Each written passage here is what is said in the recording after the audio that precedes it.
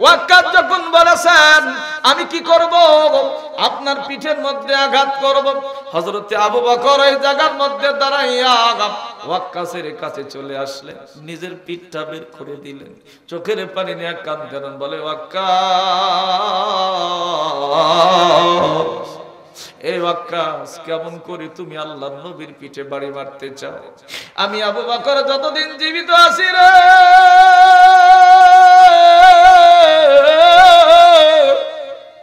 আমি আমার নবীর গায়ে একটা আসর পড়তে দিব না, যত বাড়ি হয় আমার পিঠে লাগাও, যত বাড়ি হয় আমারে মারো, মারতে মারতে পৃথিবী থেকে বিদায় করে দাও, তবু আমরা জীবিত থাকতে, নবীর সাহাবা থাকতে আমরা তোমারে আল্লাহর নবীর পিঠে আঘাত করতে দিব না। আবু বকরের পিছনে হযরত ওমর দাঁড়ায় আছে, হযরত ওমর দৌড়ে এসে ওয়াক্কাসের পা জড়ায় ধরে কান্দে আর বলে, হে ওয়াক্কাস, তুমি তোমার মতো পাষাণ আল্লাহর আসমানের নিচে জমিনের উপরে আর কেউ নাই। আমার নবী মৃত্যুগত যাত্রী, নবী কখনো হুশ কখনো বেহুশ,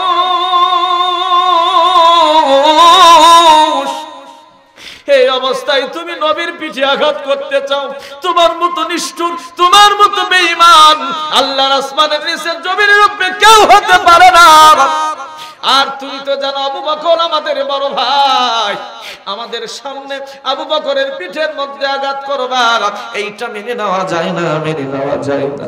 এ ওয়াক্কাস, আমি ওমর এখনো জীবিত আছি, আমার পিঠটা তোমার সামনে বের করে দিলাম, যত আঘাত পারো তুমি আমার গায়ে মারো, আমারে মারতে মারতে পিঠ থেকে রক্ত বের করে ফেলে দাও, আমার মারতে মারতে পৃথিবী থেকে বিদায় করে দাও।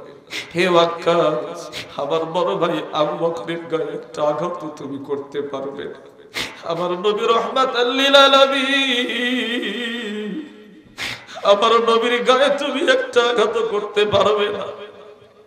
এমন করে যখন কান্দে, হযরত ওসমান দুজনকে বুকের মধ্যে নিয়ে কান্দেন আর বলে, হে ওয়াক্কাস, ওসমান এখনো জীবিত আছে, আর ওসমান জীবিত থাকতে আল্লাহর নবী আবু বকর এবং ওমর এই তিনজনের গায়ে একটা আঘাত আমি ওসমান পড়তে দিব না, যত পারো আমারে আঘাত করো, মারতে মারতে পৃথিবী থেকে বিদায় করে দাও, আমি তোমাকে কিচ্ছু বলবো না।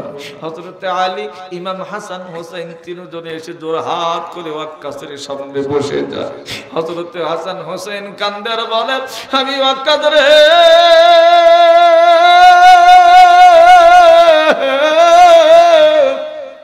হে ওয়াক্কাস, তোমার মনে কি দয়া নাই, মায়া নাই রে, মায়া নাই? কেমন করে তুমি আমার নবীকে আঘাত করতে চাও? তুমি কি দেখতে পারতেছো না? না না, কখনো বাহুশ কখনো বা বেহুশ হইয়া পড়ে আছে গো। আমার বাবা আলী আছে, আমি হাসান আছি, আমি হোসাইন আছি গো। আমাদের আবু বকর ওমর ওসমান আলীকে ছেড়ে দাও, আল্লাহর নবীকে ছেড়ে দাও। আমাদের পিঠের মধ্যে যত পারো বাড়ি মারো রে, তবু দয়া করে আমার নবীকে আঘাত করো না, আঘাত আমরা করতে দিব না। ওয়াক্কাস সকলকে ঠেলে দিয়া বলে, তোমরা সরিয়া যাও রে, অপরাধ তো তোমরা আমার কাছে করো নাই, অপরাধ করেছে আমাদের নবী, নবী মুহাম্মদুর রাসূলুল্লাহ। আমি আমার নবী থেকে বিচার গ্রহণ করতে চাই, তোমাদের কারো পিঠে বাড়ি মারতে আমি যাব না। মানুষের জীবনে একবার মাত্র সুযোগ আছে। আবু বকর, ওমর, ওসমান, আলী, হাসান, হুসাইন, তোমরা সরে যাও, আল্লাহর নবীর কাছে আমাকে যেতে দাও। আল্লাহর নবীর কাছে যখন চলে গেল, আল্লাহর নবী মিসকি মিসকি হাসে আর বলে, আবি ওয়াক্কাস, ওয়াক্কাস রে, তোমার মতো বন্ধু আল্লাহর আসমানের নিচে জমিনের উপরে আর কেউ নাই। সুবহানাল্লাহ বলেন। হযরত ওয়াক্কাস চোখের পানি নিয়ে কান্দেন, বলেন, নবী গো, আমি নিরুপায়, আমি তো আপনার পিঠের মধ্যে আঘাত করবই করবই, আজকে আমি পণ নিয়ে নিয়েছি নবী গো, দয়া করে আমারে নিষেধ করবেন না। আল্লাহর নবী মিসকি মিসকি হাসে আর বলে, ওয়াক্কাস রে, কেন আমি তোমারে নিষেধ করব রে ওয়াক্কাস? যত পারো আমার পিঠের মধ্যে আঘাত করুনি, আমি তোমার নিষেধ করব না। তার কারণ কিয়ামতের ময়দানে আমি আমার উম্মতের জন্য কাঁদব না, তোমার ঋণ সেদিন পরিশোধ করব। আজকে তুমি আমারে মারো, আজকে তুমি প্রতিশোধ গ্রহণ করে নাও, কিয়ামতের ময়দানে তোমার টেনশন বাদ দিয়া আমি শুধু হাবলি উম্মতি উম্মতি বলে সেদিন কাঁদতে থাকবো। জোরে জোরে কন্যা সুবহানাল্লাহ। এমন দরদের নবী কোথায় পাইবা রে? যেই দিন নবী সিজদার মধ্যে পড়ে পড়ে কান্দে। ও নবী 63 সাল জিন্দেগি কাঁদছে বলে উম্মতি, এখনো কান্দেন শুইয়া মদিনাতে। নবীজি আমার পারের কান্দার, ওই নবী বিনে কোন গতি নাই রে। কথা কোন ঠিক কিনা? এ দরদের আব্বা জানে না, তরলের ভাই জানে না রে, নবী আমাকে আপনাকে কেমন ভালোবাসতেন, নবীর প্রেম নবীর ভালোবাসা আমার আপনার জন্য কেমন ছিল। একটু অন্তরের কান লাগায় লাগায় কথাগুলো শুনবেন। হযরত ওয়াক্কাস ডাক দিয়ে বলে, নবী নবী গো, দয়া করে আপনি একটু উপর হন। তার কারণ হলো আপনি আমার পিঠের মধ্যে আঘাত করেছিলেন, আমিও তো আপনার পিঠের মধ্যে আঘাত করব, তাছাড়া তো আমার প্রতিশোধ পূর্ণ হবে না। বাইরে মদিনাবাসী কান্দে, হযরত আবু বকর কান্দে, হযরত ওমর কান্দে, ওসমান কান্দে, আলী কান্দে, সমস্ত সাহাবা কান্দে। আবু ওয়াক্কাসের মন গলে না রে, গলে না। অসুস্থ নবী আমার উপর হতে যখন চায়, এবার ওয়াক্কাস ডাক দিয়ে বলেন, ইয়া রাসূলুল্লাহ, ইয়া হাবিবাল্লাহ, শুধু উপর হলে চলবে না। আমি ওয়াক্কাস সব সময় খালি গায়ে থাকতাম। আপনি যেই দিন আমার পিঠের মধ্যে আঘাত করেছিলেন, সেই দিন তো আমার গায়ে কোনো কাপড় ছিল না, খালি গায়ে আঘাত করেছিলেন। ইয়া রাসূলুল্লাহ, ইয়া হাবিবাল্লাহ, আমি তো আপনাকে খালি গায়ে আঘাত করব, দয়া করে আপনার পিঠের পিরহানটা আলগা করতে হবে, তুলতে হবে। ওমর কান্দার বলে, কেমন করে নবীর জামা খুলতে বলিস রে তুই? তোর মতো পাষাণ তো আর কেউ হতে পারে না, তোর মতো জালিম তো আর কেউ হতে পারে না। আমি ওয়াক্কাস ওমরের দিকে সলো সলো নয়ন নেয়া তাকাই আর বলে, ওমর রে, তুমি বুঝি আমার নবীকে একাই ভালোবাসো, আমি কি আমার নবীকে ভালোবাসি না? তোমার চাইতে হয়তো বা আমি আল্লাহর নবীকে বেশি ভালোবাসি রে, কিন্তু আমি নিরুপায় রে, নিরুপায়।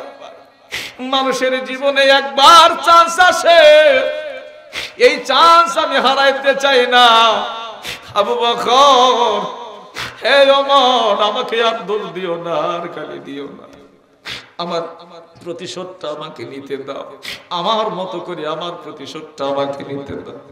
নবী গো, দয়া করে আপনি একটু উপর হন আর পিঠের কাপড়টা আলগা করেন। আল্লাহর নবী কয়ে, ওয়াক্কাস রে, জিন্দেগিতে কেউ কোনোদিন আমাকে খালি গায়ে দেখে না, আজকে তুমি আর আমি ছাড়া আমার পিঠ কেউ দেখতে পারবে না।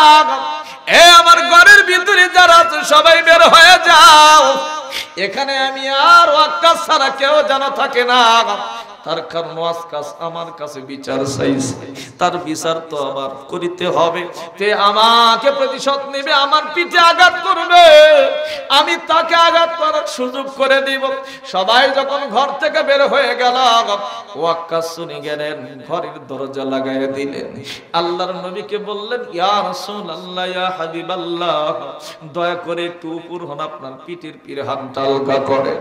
আল্লাহর নবীর জুব্বা মোবারক যখন আলগা করে দিল, উপর হয়ে শুয়ে আছে, হযরত ওয়াক্কাস চোখের পানি ছেড়ে থর করে কাঁপে আর কাঁপে। কাঁদতে কাঁদতে ওয়াক্কাসের হাত থেকে চাবুকটা যখন নিচে পড়ে গেল, আল্লাহর নবী কান্দার কয়, ওয়াক্কাস, ওয়াক্কাস রে, আঘাত করো না কেন গো? হযরত ওয়াক্কাস কান্দার বলে, ইয়া রাসূলুল্লাহ, ইয়া হাবিবাল্লাহ, আমি কি এতই নিষ্ঠুর গো? আমি কেমন করে আপনার পিঠ মুবারকের উপরে আঘাত করব? আমি তো আপনাকে আমার কলিজার চাইতে বেশি ভালোবাসি গো নবী। আমি আপনার পিঠে আঘাত করতে পারবো না। আমি একটু ছলনা করেছি নবী। আবু বকর, ওমর, ওসমান, আলী সকলে আমারে গালি দেয়, গালি দেয়। যতই আমারে গালি দিক আমার কিছু যায় আসে, তার কারণ মানুষের জীবনে বারবার সুযোগ আসে না। আমার জীবনে সুযোগ আইছে নবী, এই জন্য একটু সলসাতুরি রাস্তা বেছে নিয়েছি। হযরত ওয়াক্কাস রাদিয়াল্লাহু তাআলা এবার আল্লাহর নবীর পিঠের মধ্যে মোহরে নবুয়তের যে চিহ্ন আছে বাজার, চোখের পানি লইয়া ওই মোহরে নবুয়তের মুখের মধ্যে একটা চুম্বন লাগায়া দিয়েছে। মোহরে নবুয়তের লাগায় চুম্বন দিয়া নবীজির কদম ধরে চোখের পানি ছেড়ে কান্দে। নবী গো, আমি শুনেছিলাম আপনি বলেছেন যেই ব্যক্তি আমার মোহরে নবুয়তের জায়গা তার চোখ দিয়ে দর্শন করল, ওই ব্যক্তির জন্য আল্লাহর জাহান্নামের আগুন হারাম হইয়া গেল। ইয়া রাসূলুল্লাহ, ইয়া হাবিবাল্লাহ, এই সুযোগটা আমি কাজে লাগায় নিছি গো নবী।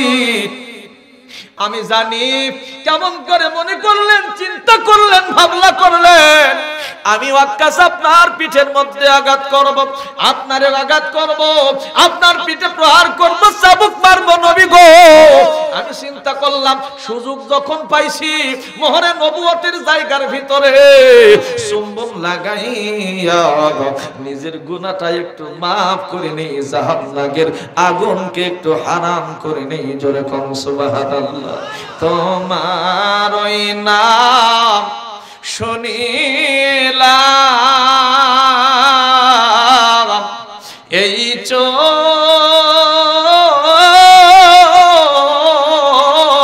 দেখলাম না, তোমার ওই নাম শুনিলাম, এই চোখে দেখলাম না, এই সুর যদি শুনে থাকো একবার দিদার দাও না। একটু মারহাবা বলবেন না? হে রাসূল, তোমায় ভালোবাসি অন্তরে শুধু মুখে না,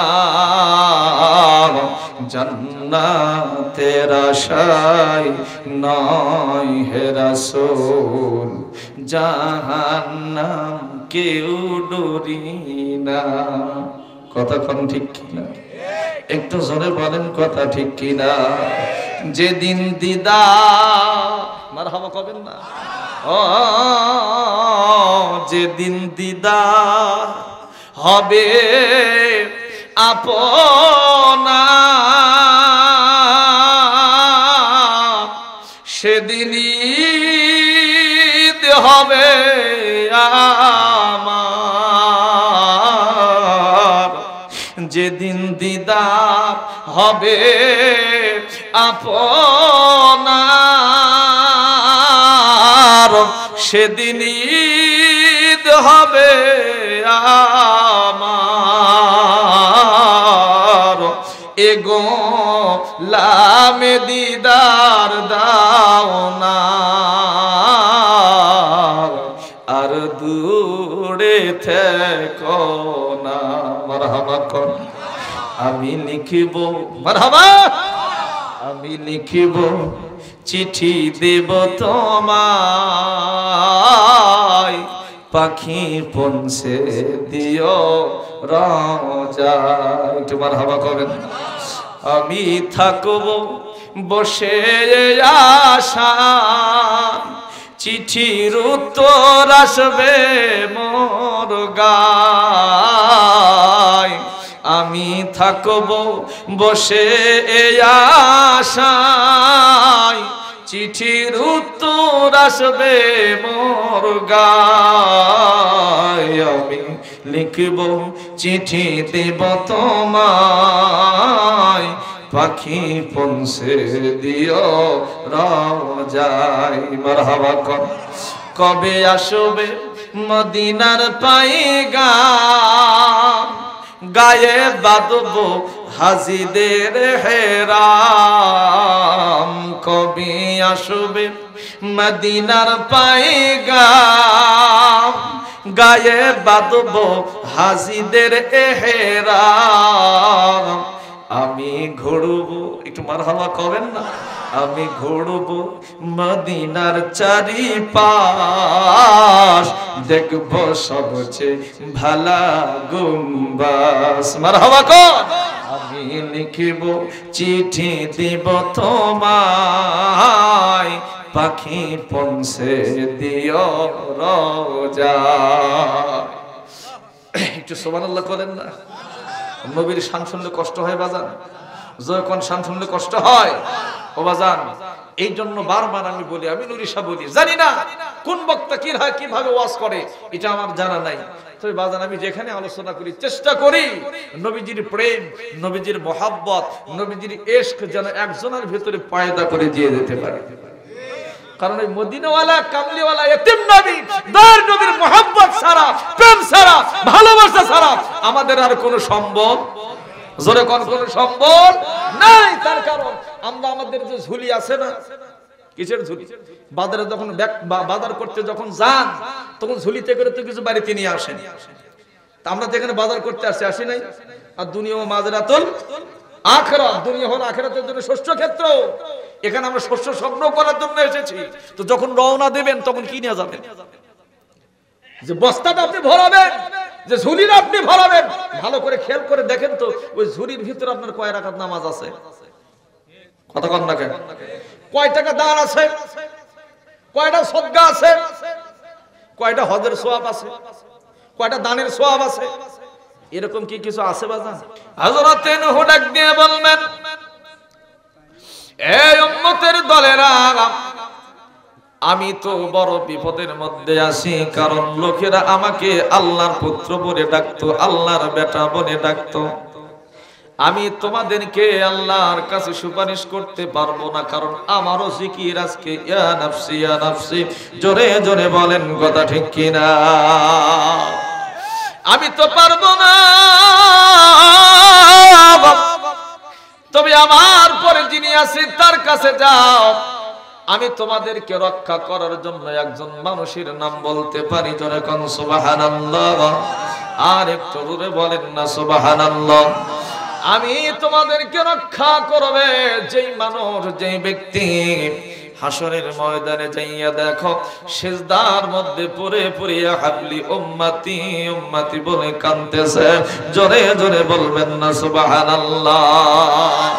ও নবী রাহমাতুল লিল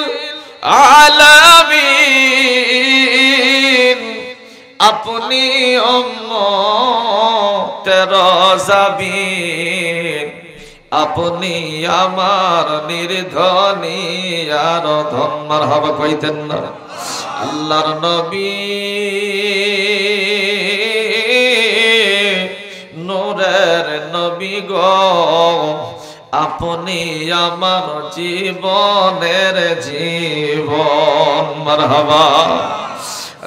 দেখিয়া হযরত বিল্লাল প্রেমেতে হইয়া মাতাল, শৈল কত ও মাইয়ার জ্বালাতন। মারহাবা মারহাবা।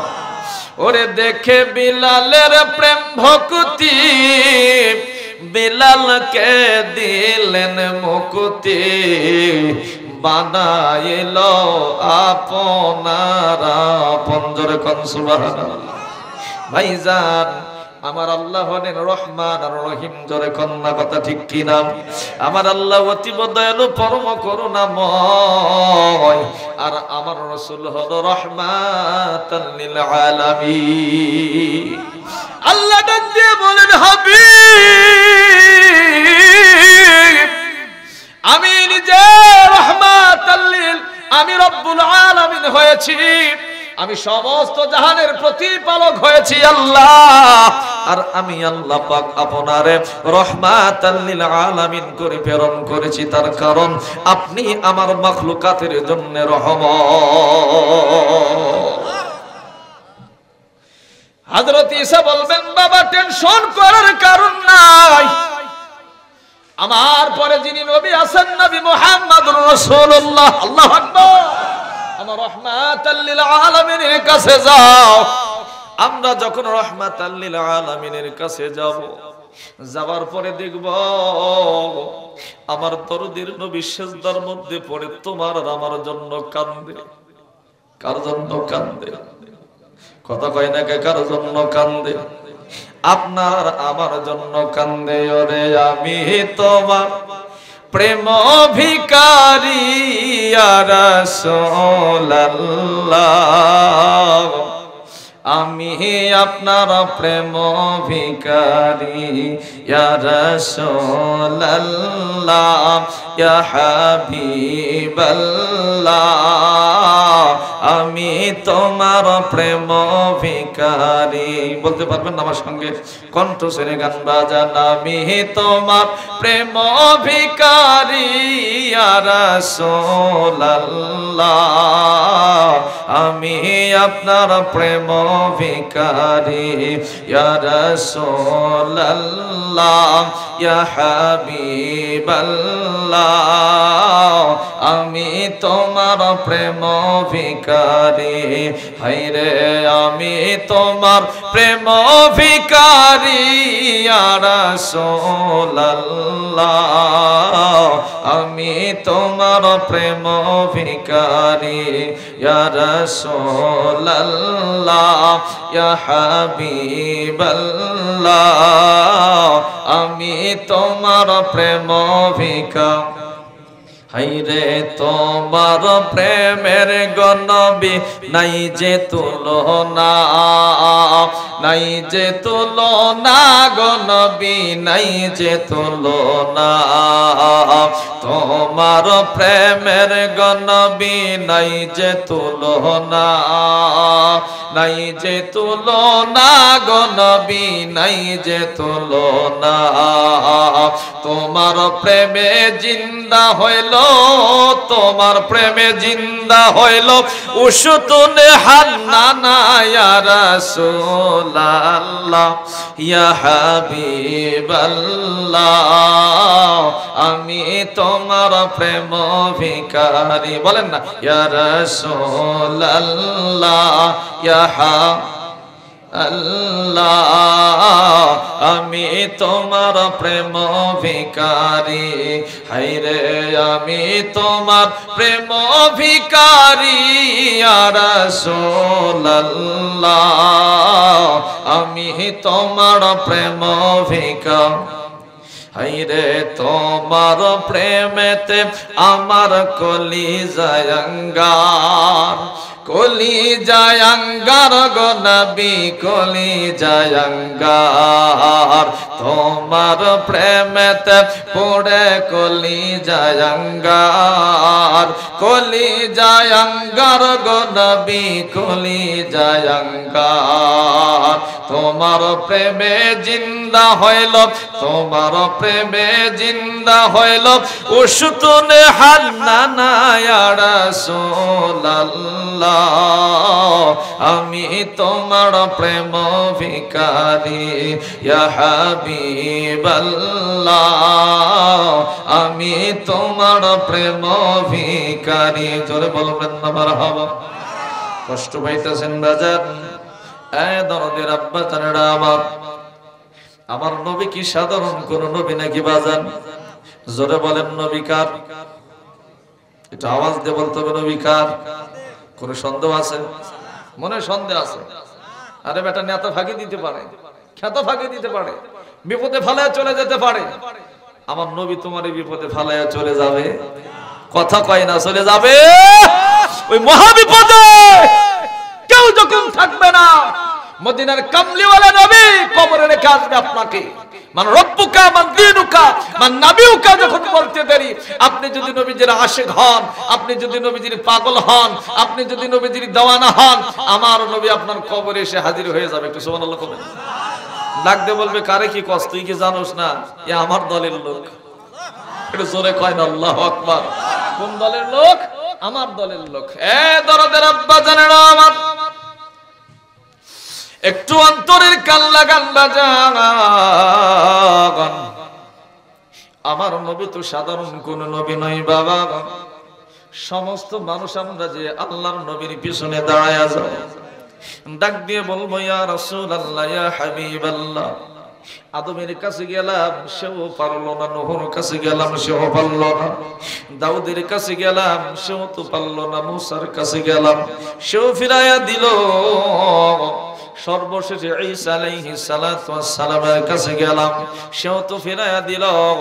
নবী গো, কেউ আমাদের কেউ জাহান্নামের আগুন থেকে বাঁচাইতে পারলো না। কেমন করে মুক্তি পাবো? আমাদের জন্য সুপারিশ কে করবে? এই কথা যখন আমরা বলবো, এমন সময় রাহমাতাল লিল আলামিন ডাক দিয়ে বলবেন, এই উম্মতের দলেরা, টেনশনের কোনো কারণ নাই, চিন্তার কোনো কারণ নাই।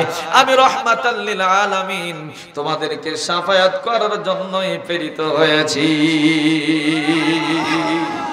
জোরে বলবেন না সুবহানাল্লাহ। না মানে আপনি কি মন খারাপ মনে হয়? কতক্ষণ না কেমন খারাপ? এ দরদের ভাই জানেরা, আমার দরদের নবী মান নবী কেমন ছিল বাজান? নবী আমার একদিন হাদিস শরীফের ভিতরে প্রমাণ, মেম্বরের উপরে দাঁড়াইয়া সাহাবায়ে কেরামের সামনে ভাষণ দিচ্ছেন, ওয়াজ করতেছেন। আল্লাহর নবী কয়, আমার আল্লাহ পাক দয়া করে মায়া করিয়া তার একজন বান্দাকে দুইটা জিনিস দান করতে চেয়েছিল। এক নম্বর দুনিয়া, আরেকটা হলো আখিরাত। জোরে কোন কয়টা?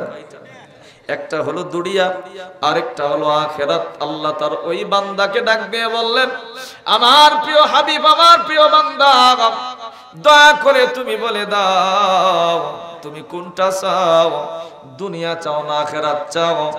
আল্লাহর নবী যখন এমন করে ওয়াজ করেন, আমার আল্লাহর নবী রাহমাতান লিল আলামিন বলতেছেন, আল্লাহর ওই বান্দা আল্লাহকে তখন কথা দিয়েছিল, আমার আল্লাহ দুনিয়া সেই ব্যক্তি চায় না, দুনিয়ার সমস্ত নিয়ামতকে পিছনে ফেলে রেখে আল্লাহর ওই বান্দা আল্লাহর কাছে যাওয়াটাকেই পছন্দ করে নিয়েছে। যখন সুবহানাল্লাহ। দুনিয়া সেই ব্যক্তি চায় নাই, আখিরাত চেয়েছে, আল্লাহর কাছে যাওয়াটাই পছন্দ করে নিয়েছে। এমন কথা যখন বলেছে বাজান, এই বক্তব্য শোনার পরে আল্লাহর নবীর ওয়াজ করা শেষ। নবী আমার নেমে যখন হুজরার ভিতরে চলে গেছেন, নবীর একজন সাহাবা মসজিদে নববীর মেজের মধ্যে বসে বসে চোখের পানি ছেড়ে দিয়া হাউমাউ করে কান্দে, আর গড়াগড়ি ফেরে কান্দে। সমস্ত সাহাবায়ে কেরাম বলেন, কি রে আবু বকর, এমন করে তুমি কান্দো কেন? নবীজির ওয়াজ শোনার পর আমরা কেউ তো এমন করে কান্দে নাই, তুমি এমন করে কান্দো কেন? ব্যাপারটা কি? কি হয়েছে তোমার? হযরত আবু বকর বলেন, এই আমার সাহাবী ভাইরা, তোমরা কি বুঝতে পারো নাই আমার রাহমাতাল লিল আলামিন কি কইয়া গেল রে? সমস্ত সাহাবায়ে কেরাম বলেন, কি বই লাগেছে গো? বলে, তোমরা কি জানো না আল্লাহর নবী বলল আল্লাহ তার বান্দাকে পছন্দ করেন, দুইটা জিনিস দান করেছেন, একটা দুনিয়া, একটা আখিরাত। তোমাদের ভিতরে আমার আল্লাহ দুইটা অপশন তার বান্দাকে দিয়েছিল, একটা দুনিয়া, আরেকটা হলো আখিরাত। আল্লাহ ওই বান্দা দুনিয়া চাই নাই, আল্লাহর কাছে যাওয়াটাই পছন্দ করেছে। তার মানে হলো আমার দরদের নবী আর বেশি দিন আমাদের ভেতরে থাকবে না, অল্প দিনের ভেতরে আমাদের ভেতর থেকে বিদায় নিয়া আমার আল্লাহর মেহমান হয়ে আল্লাহর কাছে চলে যাবে।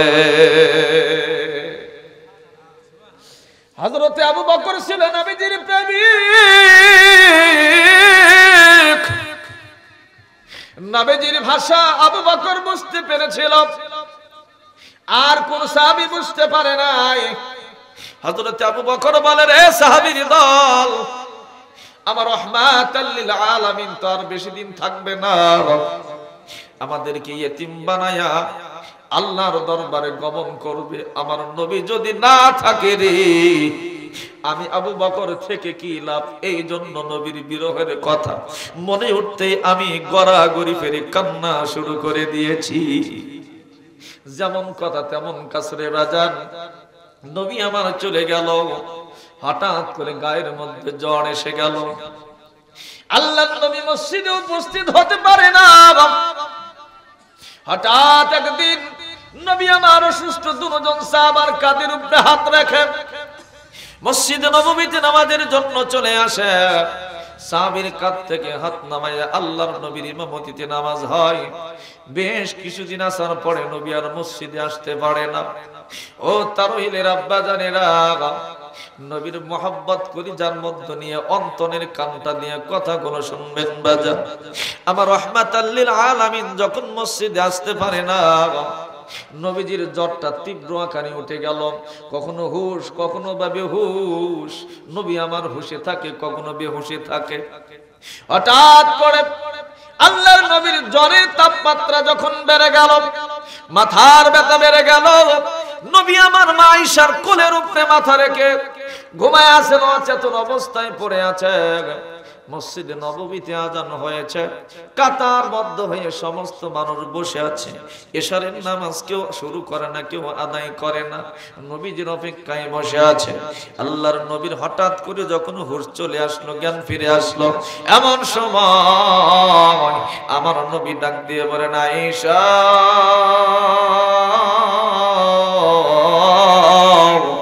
ও আয়েশা, এখন কোন সময় চলে যাই?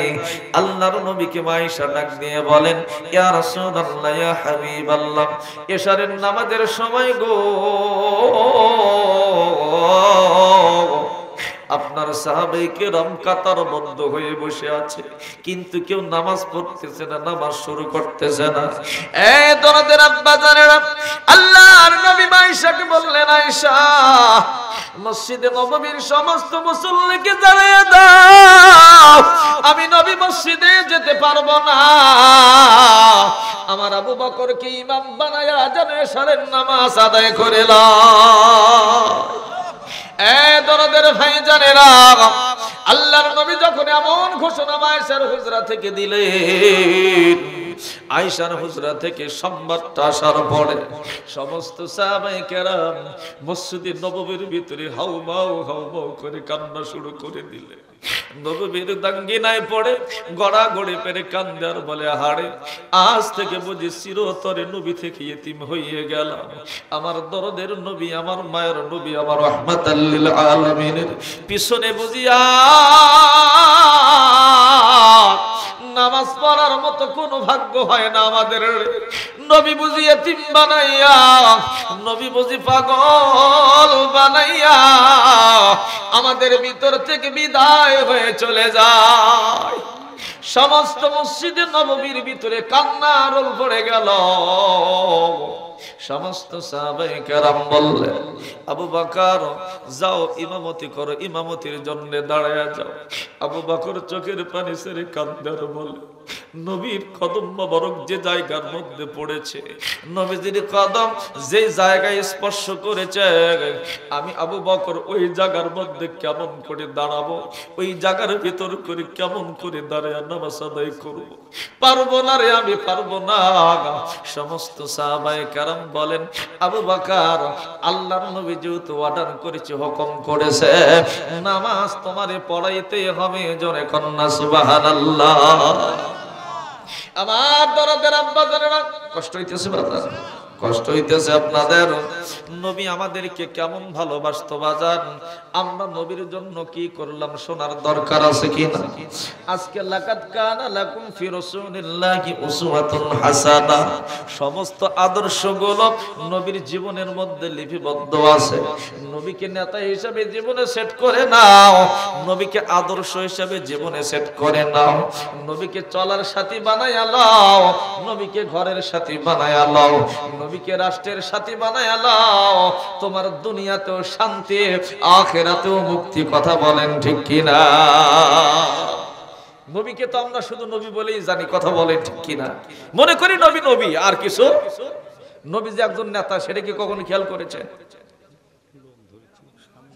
আসুক আসুক আসুক, আমরা নবীকে কি শুধু নবী মনে করলাম? কথা কয় না পারে। আপনারা কি মন খারাপ করতেছেন বাজান? কষ্ট পাইতেছেন আপনারা? হো হা কয়েন বারে। নবী কি শুধু নবী? কথা কয় না। নবী কি শুধু নবী? নবী নয়, নবী কি নেতা মানতে হবে। কুল আতিউ আল্লাহ ওয়া আতিউ রাসূল উলিল আমরি, জোরে কয় না সুবহানাল্লাহ। এর অর্থ কি জানেন?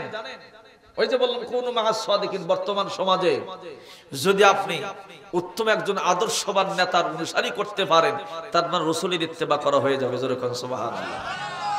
একজন আদর্শ নেতার ইত্তেবা করার কারণে, একজন আদর্শ নেতার পিছনে ঘোরার কারণে, এই গত সপ্তাহে যে খুতবা ছিল, খুতবার ভিতরে এসেছে কি জানেন? কুসঙ্গ থেকে নিজেকে হেফাজত করতে হবে। বারোচন্দ্রের খুতবা যারা দিয়েছেন, এর ভিত্তিতে গত জুমায় আলোচনা হয়েছে। কথা বোঝেন নাই? মানে কুসঙ্গ থেকে নিজেকে কি করতে হবে? হেফাজত করতে হবে। যার তার সঙ্গে চলাফেরা করা যাবে? কথা কয় না পারে, চলা যাবে না একেবারে। তোর নেতা যদি ঘুষখোর হয়, তার আপনি কি হবে?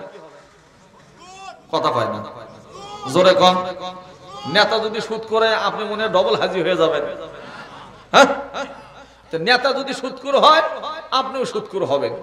নেতা যদি ঘুষখোর হয়, আপনিও ঘুষখোর হবেন। আজকে বর্তমান কেন, বাংলাদেশ হওয়া আমার জন্মের হওয়ার পর থেকে দেখি, যদি নেতা হওয়া পায়, তোমার সংসারে কাম কাজ করা লাগে না। কথা কন না কেন? জোরে কয় না, আর না জোরে কয়া লাগবে, তার ওয়াজ হয়ে বাদ চলে যাবো।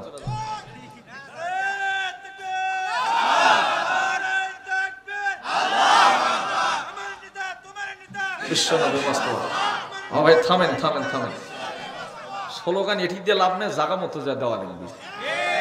কথা কন না কেন? আমরা খালি স্লোগান দিয়ে প্যান্ডেল গরম করে ফেলে দিই, জাগা মতো যা সব বাগর থেকে বিলেয় হয়ে যায়। কথা কয় না পারে।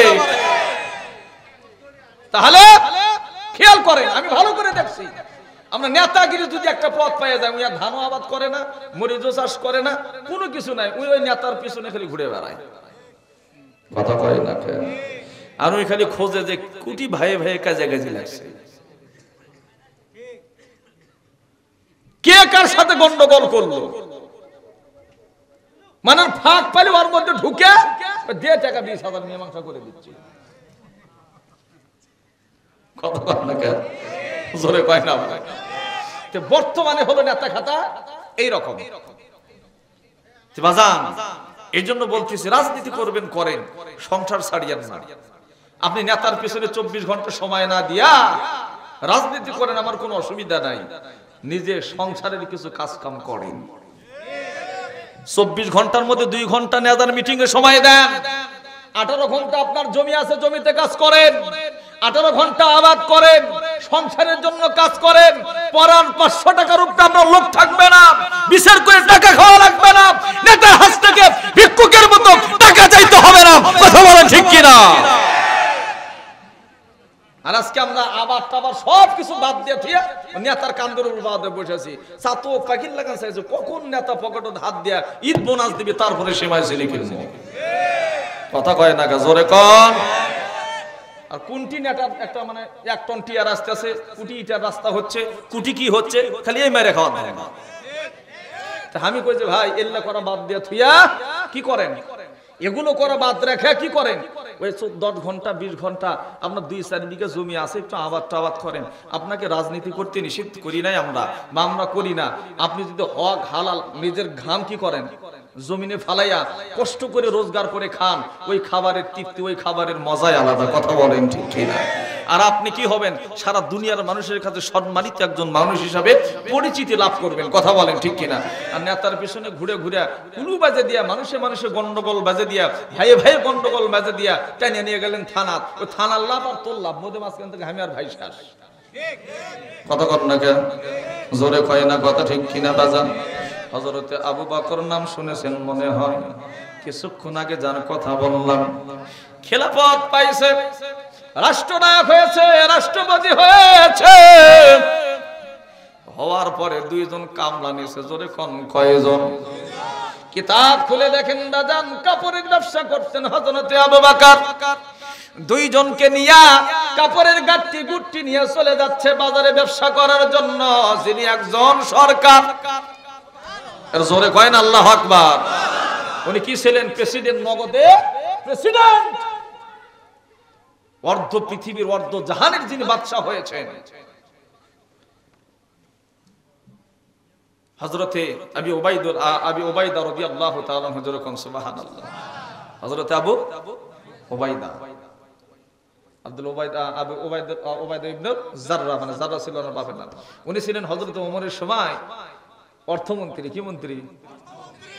তো অর্থমন্ত্রী ছিল। তো ওনার কাছে হযরত ওমর এক মাসের বেতন একটু অগ্রিম চায়, চিঠি লিখছে। কয় মাসের বেতন? এক মাসের বেতন অগ্রিম চায়, চিঠি লিখছে। তুমি এখন বলতেছে, চিঠির জবাব দিচ্ছে আর বলতেছে, আমিরুল মুমিনিন খলিফাতুল মুসলিমিন বলে কি, বলে আপনি যদি গ্যারান্টি দিতে পারেন এক মাস বেঁচে থাকার পরে আপনি বেতনটা কেটে দিবেন, এই গ্যারান্টি যদি আপনি দিতে পারেন যে আপনি এক মাস বেঁচে থাকবেন, তাকে বাইতুল মাল থেকে আপনাকে এক মাসের অর্থ দেওয়া হবে। আর যদি না দিতে পারেন তাহলে আপনাকে অগ্রিম কোনো বেতন দেওয়া হবে। জোরে কন্যাকে দেওয়া হবে। কোন উত্তর আছে? পত্র পাওয়ার পরে খলিফা হযরত ওমর চোখের পানি ছেড়ে কাঁদতেছে আর বলতেছে, আরে ধন্য হলাম, নিজেকে খুবই ধন্যবান মনে হচ্ছে যে আমি এই রকম একটা অর্থমন্ত্রী নির্বাচন করতে পেরেছি। জোরে কোন সুবহানাল্লাহ। আর দেশ খায়া সাফ করে ফেলে দেয়। কথা কোন ঠিক কিনা? গরিবের রক্ত পর্যন্ত চুষে চুষে খায়। কথা বলেন ঠিক কিনা? আমার দরদের আব্বা জানেরা কি বাবার বাড়ি চলে যাচ্ছেন, চাচা আপনারা চলে যাচ্ছেন, হ্যাঁ? আর ও কাপড় চুপড় তো লড়ালড়ি করে খাবার, খুঁটে কি পড়ে যাচ্ছে নাকি?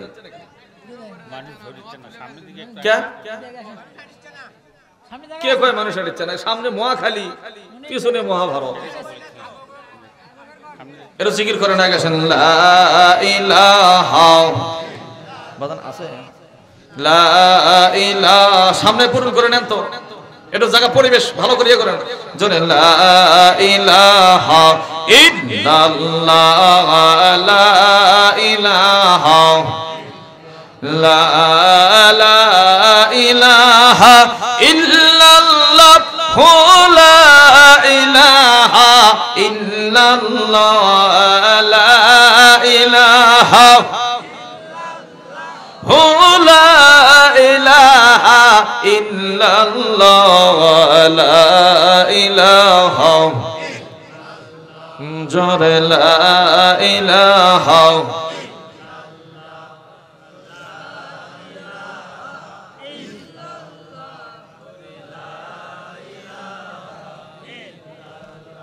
জোরে লা ইলাহা, লা ইলাহা ইল্লাল্লাহ, লা ইলাহা ইল্লাল্লাহ, লা ইলাহা ইল্লাল্লাহ, লা ইলাহা,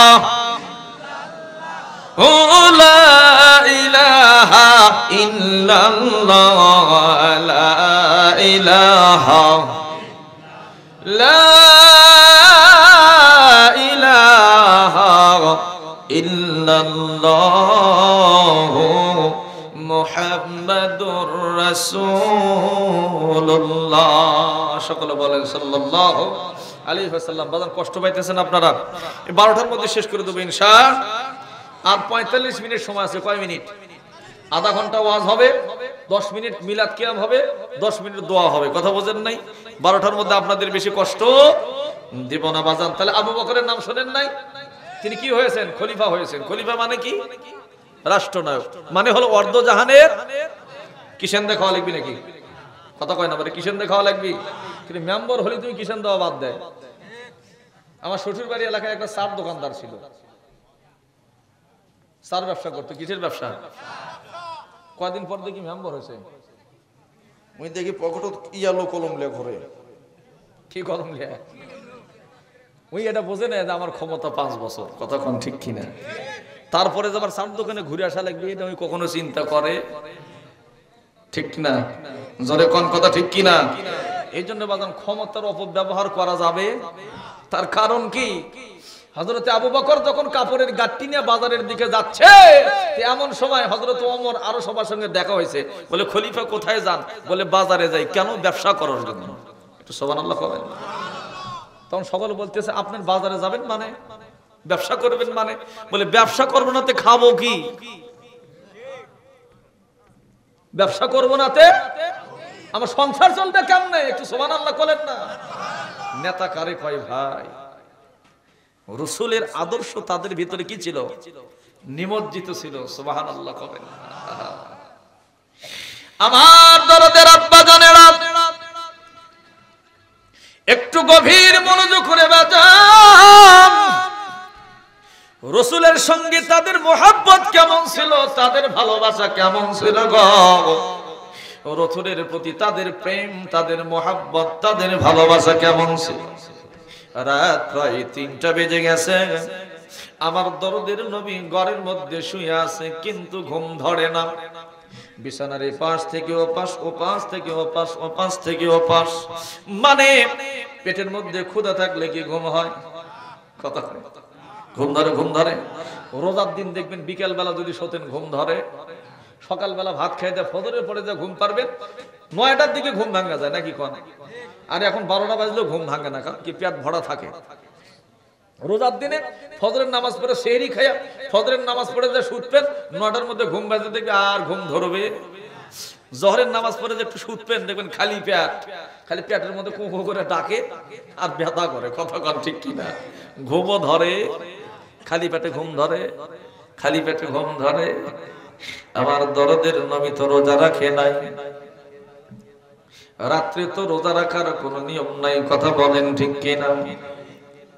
আমার দরদের নবী, আমার মায়ের নবীজি রাত 3টার দিকে বিছানার মধ্যে যখন ঘুম ধরে না, এপাশ ওপাশ ঘরে গো নবীর ঘুম আসে না। পেটের মধ্যে ক্ষুধা। আল্লাহর নবী বের হয়ে রাজপথে হাঁটা শুরু করে দিয়েছেন।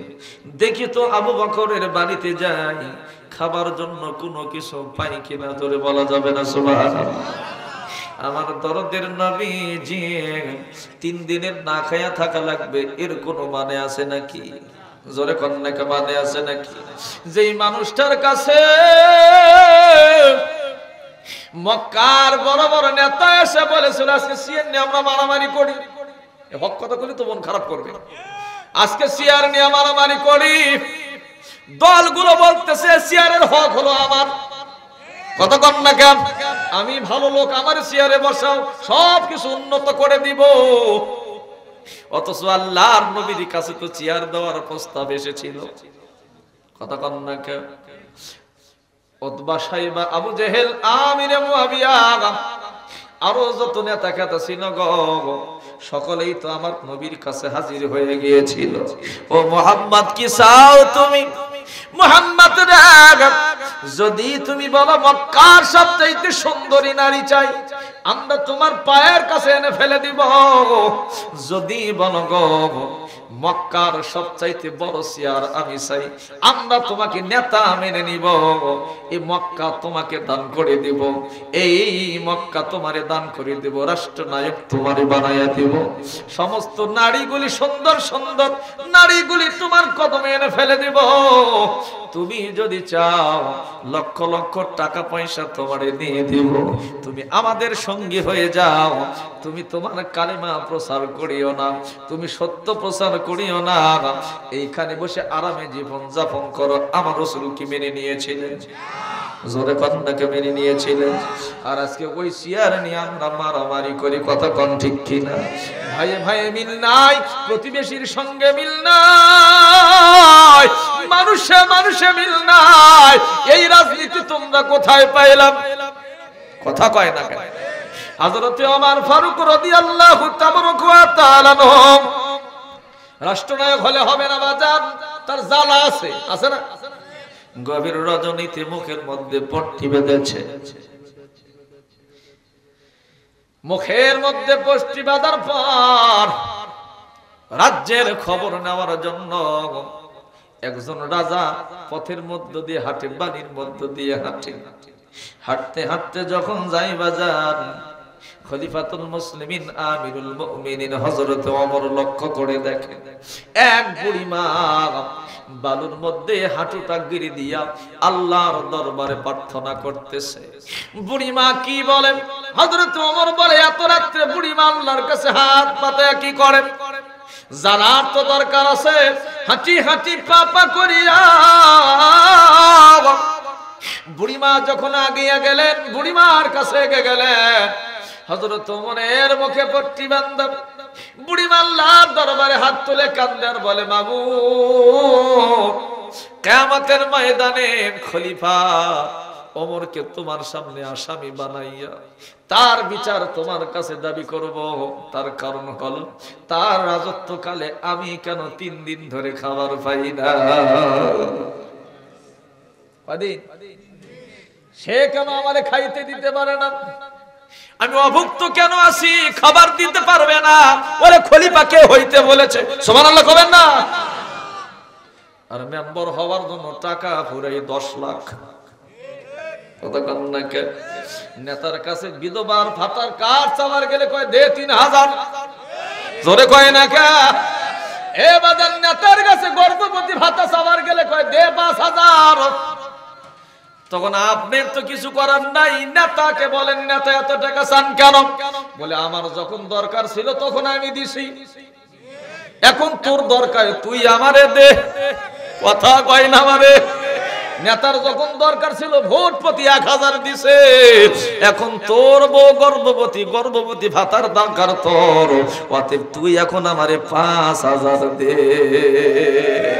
জোরে কোন কথা ঠিক কি না? আর একটু জোরে কোন কথা ঠিক কি না? এবার বুড়ি আল্লাহর দরবারে হাত তুলে কান্দে, মাবুদ, মাবুদ রে, কিয়ামতের ময়দানে ওমরকে আমি তোমার সামনে দাঁড় করায় দিব আর বলবো, আল্লাহ, ওমরের রাজত্বকালে আমি কেন না খাইয়া থাকি?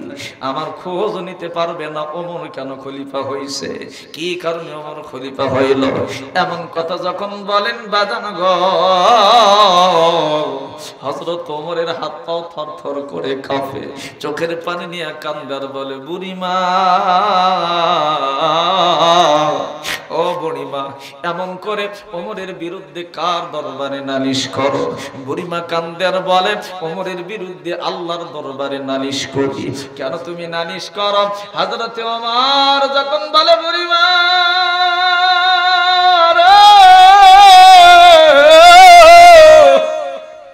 কেন আল্লাহর দরবারে ওমরের বিরুদ্ধে নালিশ করো গো? বুড়িমা কান্দার বলে, এ বাবা, ওমরের মতো খারাপ মানুষ আর কেউ নাই। বলে কেন? বলে আমি ওমরের রাজত্ব করে না খাইয়া আসি, আমার খবর দেওয়ার মতো কেউ নাই, খবর নিতে পারবে না, তাহলে খলিফা কে হইতে বলেছে? এমন কথা যখন বলেন, হযরত ওমরের চোখ দিয়ে পানিগুলো দরদর করে পড়ে যায়। ওমর পকেটের ভিতরে হাত দেয়, নগদ কিছু মুদ্রা বুড়িমার হাতে দেয়। হাতে দেওয়ার পরে বুড়িমাকে ডাক দিয়ে বলে, বুড়িমা, কেন আপনি ওমরকে গাল পাড়তেছেন? বলে এই জন্য গাল পাড়তেছি। হযরত ওমর বলেন, আপনি কি ওমরকে কোনোদিন দেখেছেন? বলে না, না, ওমরকে কোনোদিন দেখি নাই। আপনি আপনার অভাবের কথা কি ওমরের কাছে বলেছেন? না, কোনোদিন বলি নাই। তাহলে আল্লাহর দরবারে কেন ওমরের বিরুদ্ধে নালিশ করেন? বলে এই জন্য নালিশ করি, ও তো আমাদের গোলাম। কথা কয় না? জোরে কয় না? ফেব্রুয়ারি পর্যন্ত আপনাদের গোলাম আছে ইনশাআল্লাহ, টেনশন কোনো কারণ নাই। যদি আপনি পাতারের ভিতরে থাকেন, ধান কাটিচ্ছেন, নেতা জুতে টুতে খুলে এসি গাড়ির থেকে নামে পাতারের মধ্যে দৌড়াবি। কথা কয় না? বারে কথা কয় না? যেই ফেব্রুয়ারি পার হয়ে যাবে তখন নেতা উঠবে হলো 6 তালাত, আপনি থাকবেন নিচ তালাত। নেতাকে আপনি একদিন নামাছেন ধানের ভের ভিতরে, ওই এখন ওই 5 বছর আপনাকে কি করবে? কাদর মধ্যে পাত্তা রাখবে। কথা কন না কেন? সুদ আছে না, সুদ দিয়ে আসলে আদায় করে লিবি ভাই। যদি সঠিক নির্বাচন করতে আমরা না, একটা মসজিদের ইমাম নির্বাচন করতে জি সালা সালে বাদে 6 মাস ভরা খালি ইন্টারভিউ লাই, জোরে কোন নাকি কয় মাস? অথচ বাড়ির পাশে টাইটেল পাশের মৌলানা আছে, ওয়াক্তে নামাজ পড়ায় না। কি জন্য নামাজ পড়ে না? ওই হিংসা যে কথা কয় না কেন? তুই আবার হুজুর হলো কতদিন রে? তুই আবার হুজুর হলো কতদিন? ওয়াক্তে ওর পেছনে নামাজ পড়লে নামাজ হবি রে? কথা কয় না বারে, কথা কয় না, বলে না এরকম বলে না? ওই নওগাঁ থেকে হুজুর নিয়ে আসে ঘর ভাড়া করে দিয়েছে যে থাকে কার নামাজ পড়া, আবার বাড়ি বাড়িতে খাবারও দেওয়া লাগে 3 সন্ধ্যা, কথা কন না কেন? আর বাড়ির কাছের মৌলানা ঘর থাকবার দেওয়া লাগে, কথা কন না কেন? থাকবার দেওয়া লাগে, খাবার দেওয়া লাগে। খবরদার, নওগাঁ থেকে হুজুর এসে আপনার মুখে কালেমা দিবে না, আপনার কানে কালেমা দিবে না, কথা বলেন ঠিক কিনা? বাড়ির প্রতিবেশী যে হুজুর আছে, প্রতিবেশী যে মুন্সি আছে, প্রতিবেশী যে মৌলানা আছে, সেই মৌলানা মৃত্যুর সময় সবার আগে আপনার কানের মধ্যে কালেমা শোনায় দেবে, কথা বলেন ঠিক কিনা? পেট কি খারাপ করছেন আপনারা না? দেশের মৌলানা ভাত পায় না, বিদেশ থেকে মৌলানা টেনে নিয়ে আসতেছে। মন খারাপ করলেন, মন খারাপ করলেন? খবরদার, এলিম গুলো দান করছে আল্লাহ, হাজার হাজার কোটি কোটি মানুষ আছে, তাদেরকে আল্লাহ হাফেজ হওয়ার মতো ভাগ্য দেয় নাই, কথা বলেন না কেন? আলেম হওয়ার মতো তৌফিক তাদেরকে দেন নাই। যারা আলেম হয়েছে, যারা হাফেজ কোরআন হয়েছে, কোরআনের এই কোরআনের ইলম যাদের বক্ষের ভিতরে আছে, এটা বুঝতে হবে এটা আল্লাহর নিয়ামত, কথা বলেন ঠিক কিনা? আপনি কত হাফেজ হতে পারেন না, আপনি হুজুরকে দেখে হিংসা করেন কেন? আলেমকে দেখে হিংসা করেন কেন? আপনি হইলে তো পারতেন।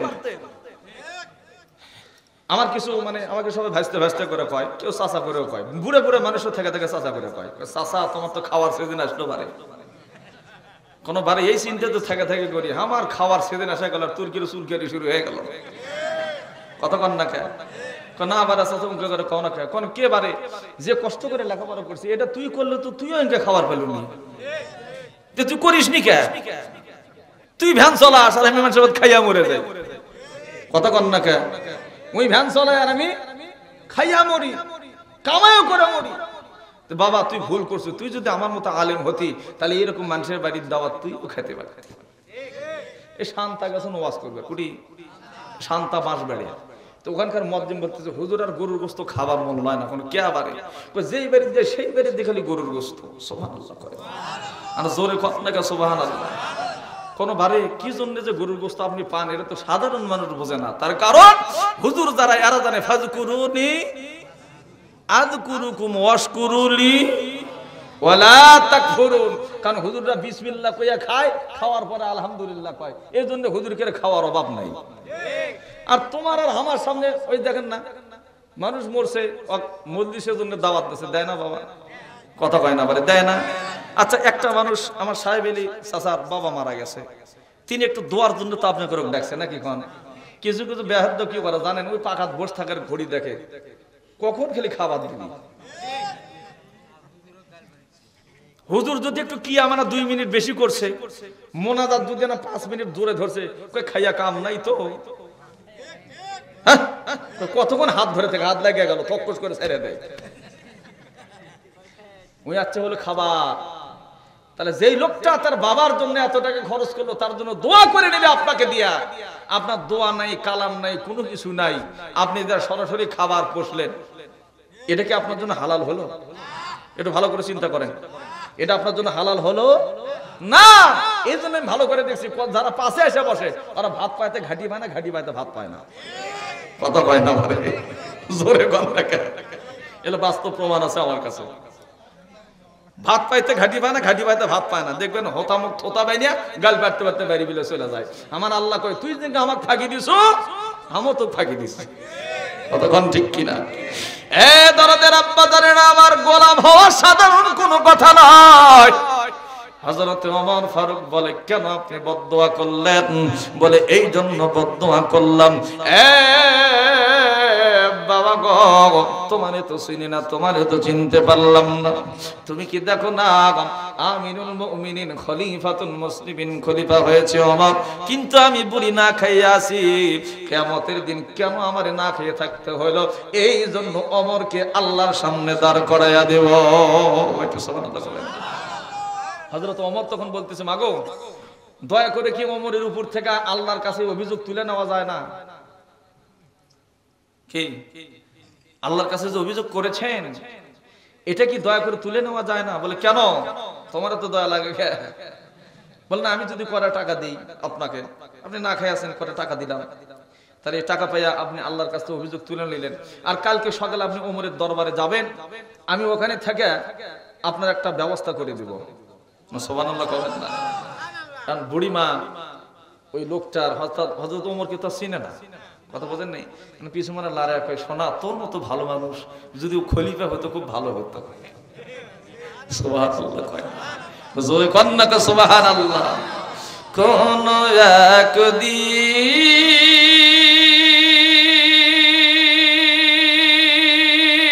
একদিন এ দেশের আকাশে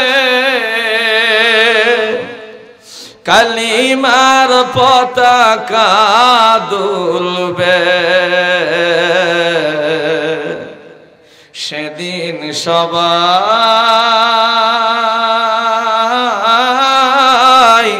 খোদাই বিধান পেয়ে দুঃখ বেদনা ভুলবে। মারহাবা করেন না? মুখে তালা লাগায়েন না, তালা ছেড়ে ফেলে দিয়ে জোরে সরে কোন মারহাবা। অশান্তির কোপানলে মরিস না ধুকে ধুকে, আই তোরা ধীরে ধীরে ছুটিয়াই। অশান্তির কোপানলে মরিস না ধুকে ধুকে, আই তোরা ধীরে ধীরে ছুটে আয়। সেদিন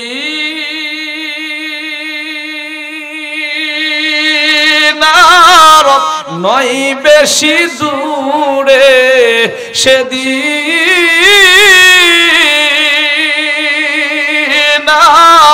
নয় বেশি দূরে, আর কিছু পথ গেলে মিলবে, সেদিন সবাই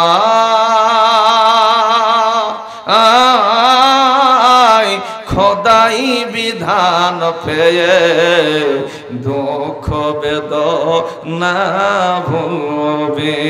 মারহাবা কর। অশান্তির কোপা নলে মরিস না ধোকে ধোকে, আই তোরা ধীরে ধীরে ছুটে আয়। কথা কন ঠিক কিনা? আর একটু জোরে বলেন কথা ঠিক কিনা বাজান? এ দরদের আব্বা জানিরা, এবার হযরতে আমিরুল মুমিনিন ডাক দিয়ে বলেন, বুড়িমা আল্লাহর দরবারে থেকে কি ওমরের বিরুদ্ধে নালিশ তুলে নেওয়া যায় না? আমি আপনাদের কথা দিলাম, কালকে সকালবেলা ওমরের দরবারে আপনি চলে যাবেন, আমি ওই জায়গায় থাকিয়া আপনার জন্য সুষ্ঠু একটা ব্যবস্থা করে দিব।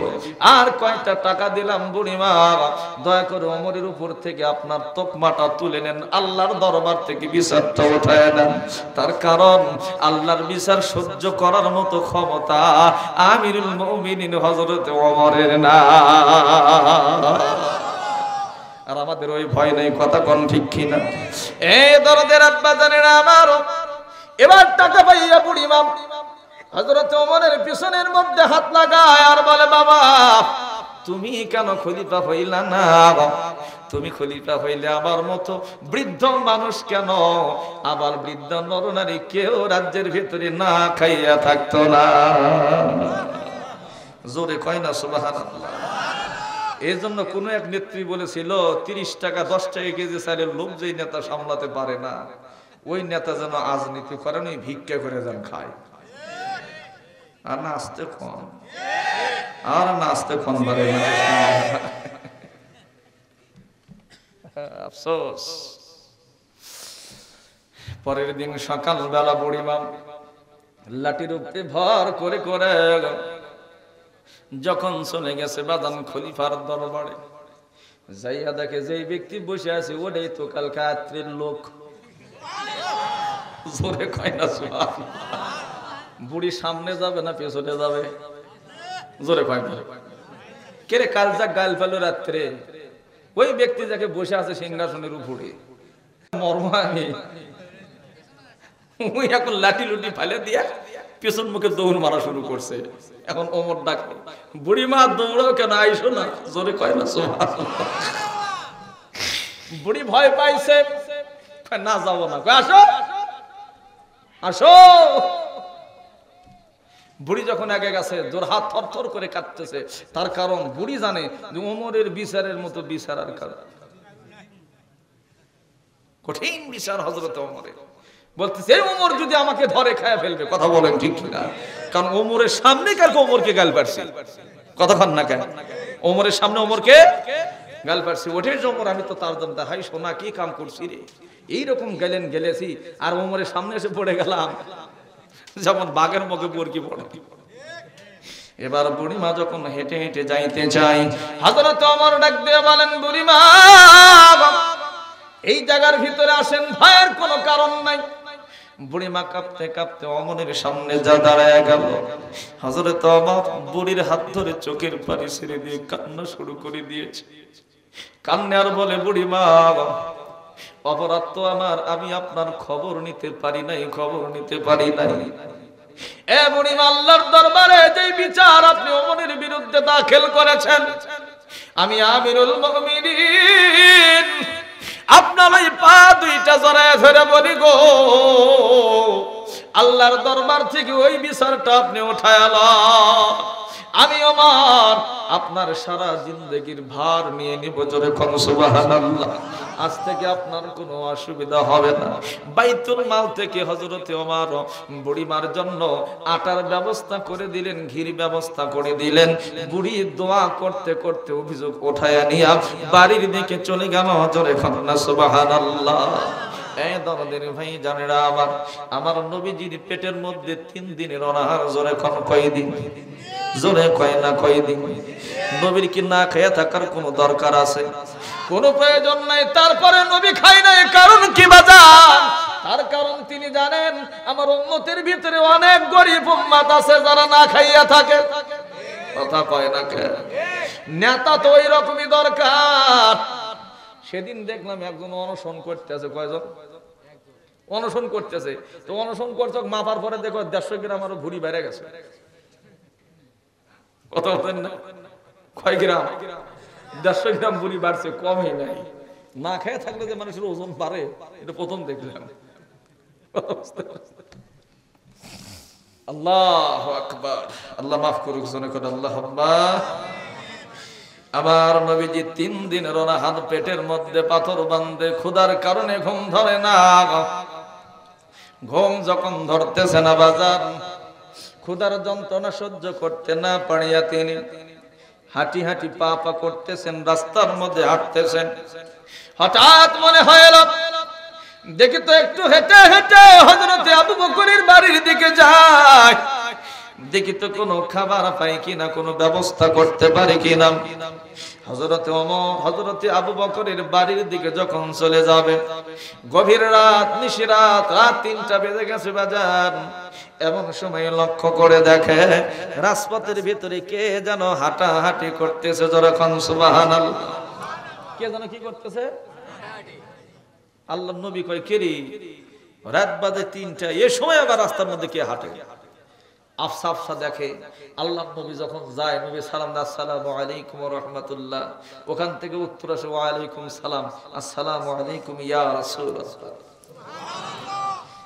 আল্লাহর নবী কয়, কেডা? কয়, হুজুর আমি আবু বকর। জোরে কোন সুবহানাল্লাহ। তো এত রাত্রে তুমি রাস্তার উপরে কেন? ঘুম ধরে না? হযরত আবু বকর কয়, নবী এত রাত্রে আপনি বা রাস্তার উপরে কেন? একটু সুবহানাল্লাহ। আল্লাহর নবী ডাক দিয়ে বলে, আবু বকর দয়া করে কি তুমি বলবা তুমি কেন রাস্তার উপরে এত রাত্রিতে হাঁটা চলাফেরা করো? হযরত আবু বকর বলেন, ইয়া রাসূলুল্লাহ, ইয়া হাবিবাল্লাহ, আমি আপনার বাল্যকালের খেলার সাথী ছিলাম, যৌবনের সাথী ছিলাম, হিজরতের সাথীও আমি ছিলাম। নবী গো, আপনার ব্যথা যদি আমি না বুঝিতে কে বুঝবে? কথা কোন ঠিক কিনা? ইয়া রাসূলুল্লাহ, ইয়া হাবিবাল্লাহ, আপনি যেই কারণে রাস্তার উপরে হাঁটাহাঁটি করতেছেন, চলাফেরা করতেছেন, আমি আবু বকর ওই কারণে রাস্তার উপরে চলাফেরা করতেছি। মারহাবা মারহাবা। আল্লাহর নবী কান্দের বলে, আবু বকর,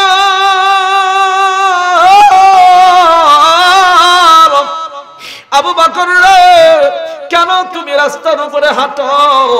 আবু বকর কান্দে আর বলেন, ইয়া রাসূলুল্লাহ, ইয়া হাবিবাল্লাহ, 3 দিনের অনাহারির কি কোনো দিন রাত্রে ঘুম ধরে? আল্লাহু আকবার। এ আবু বকর, এই জন্য বুঝি তুমি রাস্তার উপরে চলাফেরা করো। হযরতে আবু বকর বলেন, ইয়া রাসূলুল্লাহ, ইয়া হাবিবাল্লাহ, আপনার ঘরে যেমন 3 দিন ধরে খানা নাই, আমি আবু বকর আমার ঘরেও 3 দিন ধরে খানা নাই। ঘরের ভিতরে শুইতে গেলাম, যখন ঘুম আসতে চাই ঘুম ধরে না নবী। এ পাশ থেকে ও পাশ, ও পাশ থেকে ও পাশ, ও পাশ থেকে ও পাশ, কেমন করে ঘুম ধরবে? ক্ষুধার কারণে ঘুম ধরে না। এই জন্য আমি আবু বকর রাস্তার উপরে চলে আসলাম, দেখে হাঁটাহাঁটি করে রাত্রিটা পার করে দেওয়া যায় কিনা। আমার দরদের আব্বা জানেরা, এবার হযরতে আবু বকর এবং আল্লাহর নবী দুজনে বলেন, চলো একটু আর একটু সামনের দিকে যাই, দেখি তো কোনো কিছু পাওয়া যায় কিনা। আল্লাহর নবী পাক সাল্লাল্লাহু আলাইহি ওয়াসাল্লাম এবং আবু বকর দুজনে হাঁটি হাঁটি পা পা করে সামনের দিকে যখন যায়, দেখে আরেকজন পাগল ওই রকম রাস্তার উপরে হাঁটতেছে। জোরে কন্যা সুবহানাল্লাহ।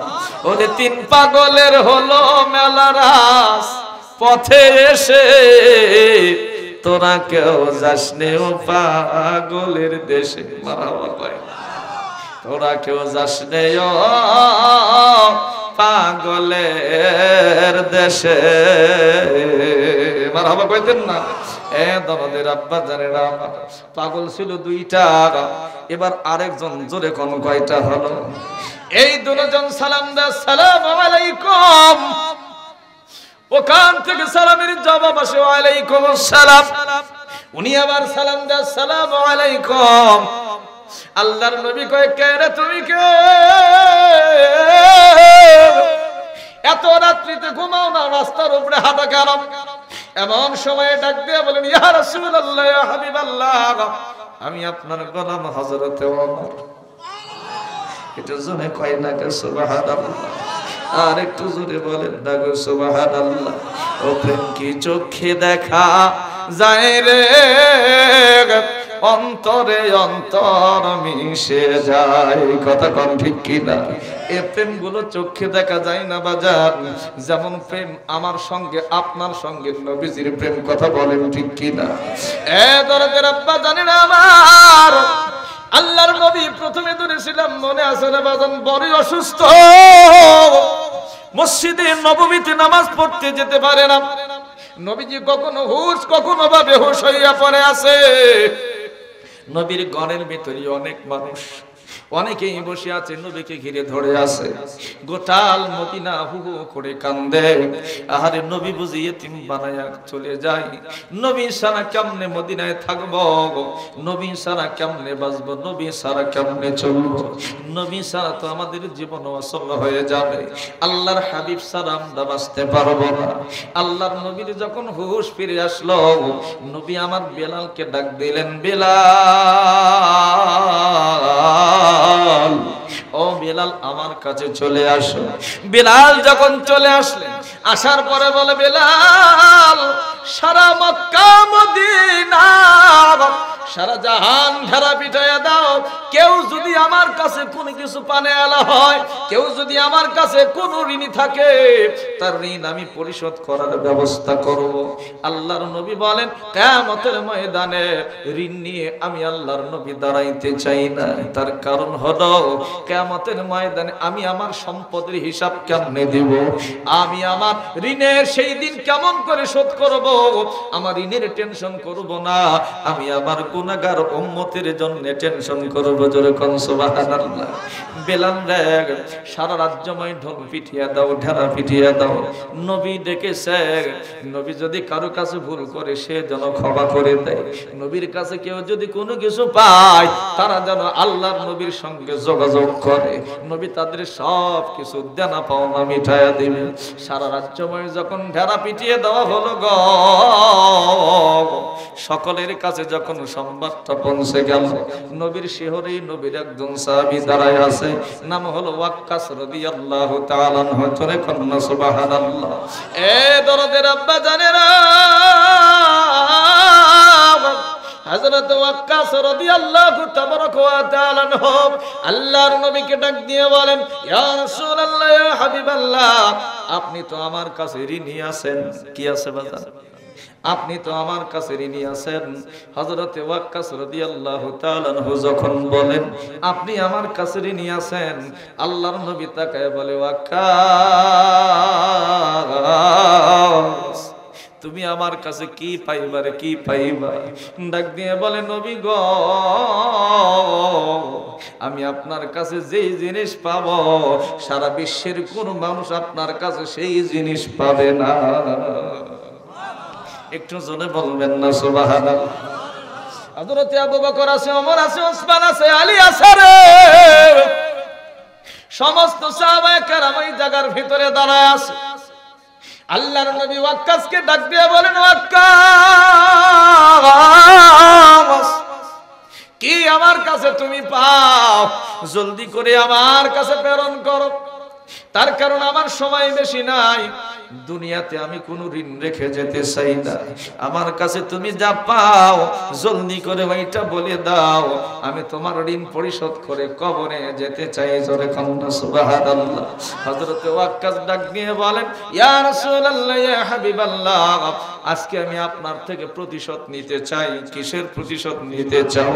নবী গো, কোন এক যুদ্ধে আপনি ঘোড়ার উপরে ছিলেন আর আমি নিচে ছিলাম, আমার পিঠের মধ্যে আপনি আমাকে আঘাত করেছিলেন। জোরে কোন কি করেছিল? আঘাত করেছিল নবী গো। অতএব আজকে আমি আপনার পিঠের মধ্যে আঘাত করতে চাই। এইটাই হলো আমার প্রতিশোধ, এইটাই হলো আমার দিনের কি কর্য, এই প্রতিশোধ আমি গ্রহণ করতে চাই। যখন বলেছে ওয়াক্কাস, যখন বলেছেন আমি কি করব, আপনার পিঠের মধ্যে আঘাত করব, হযরত আবু বকর এই জায়গার মধ্যে দাঁড়াইয়া ওয়াক্কাসের কাছে চলে আসলেন, নিজের পিঠটা বের করে দিলেন, চোখের পানি নিয়ে কাঁদলেন, বলে, ওয়াক্কাস, এই ওয়াক্কাস কেমন করে তুমি আল্লাহর নবীর পিঠে বাড়ি মারতে চাও? আমি আবু বকর যতদিন জীবিত আছি রে,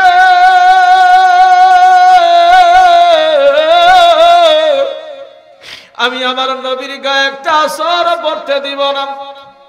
যত বাড়ি হয় আমার পিঠে লাগাও, যত বাড়ি হয় আমারে মারো, মারতে মারতে পৃথিবী থেকে বিদায় করে দাও, তবু আমরা জীবিত থাকতে, নবীর সাহাবা থাকতে, আমরা তোমারে আল্লাহর নবীর পিঠে আঘাত করতে দিব না। আবু বকরের পিছনে হযরত ওমর দাঁড়ায় আছে।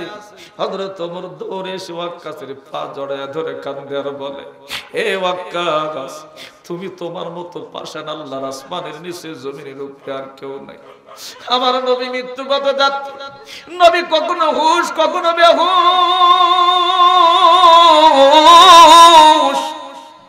এই অবস্থায় তুমি নবীর পিঠে আঘাত করতে চাও? তোমার মতো নিষ্ঠুর, তোমার মতো বেঈমান আল্লাহর আসমানের নিচে জমিনের উপরে কেউ হতে পারে না। আর তুমি তো জানো আবু বকর আমাদের বড় ভাই, আমাদের সামনে আবু বকরের পিঠের মধ্যে আঘাত করবা, এইটা মেনে নেওয়া যায় না, মেনে নেওয়া যায় না। এ ওয়াক্কাস, আমি ওমর এখনো জীবিত আছি, আমার পিঠটা তোমার সামনে বের করে দিলাম, যত আঘাত পারো তুমি আমার গায়ে মারো, আমারে মারতে মারতে পিঠ থেকে রক্ত বের করে ফেলে দাও, আমার মারতে মারতে পৃথিবী থেকে বিদায় করে দাও। হে ওয়াক্কাস, আমার বড় ভাই আবু বকরের গায়ে একটা আঘাত তুমি করতে পারবে না। আমার নবী রাহমাতাল লিল আলামিন, আমার নবীর গায়ে তুমি একটা আঘাত করতে পারবে না। এমন করে যখন কান্দে, হযরত ওসমান দুজনকে বুকের মধ্যে নিয়ে কান্দেন আর বলে, হে ওয়াক্কাস, ওসমান এখনো জীবিত আছে। আর ওসমান জীবিত থাকতে আল্লাহর নবী আবু বকর এবং ওমর এই তিনজনের গায়ে একটা আঘাত আমি ওসমান পড়তে দিব না। যত পারো আমারে আঘাত করো, মারতে মারতে পৃথিবী থেকে বিদায় করে দাও, আমি তোমাকে কিচ্ছু বলবো না। হযরতে আলী, ইমাম হাসান, হোসেন তিনজনে এসে জোর হাত করে ওয়াক্কাসের সামনে বসে যায়।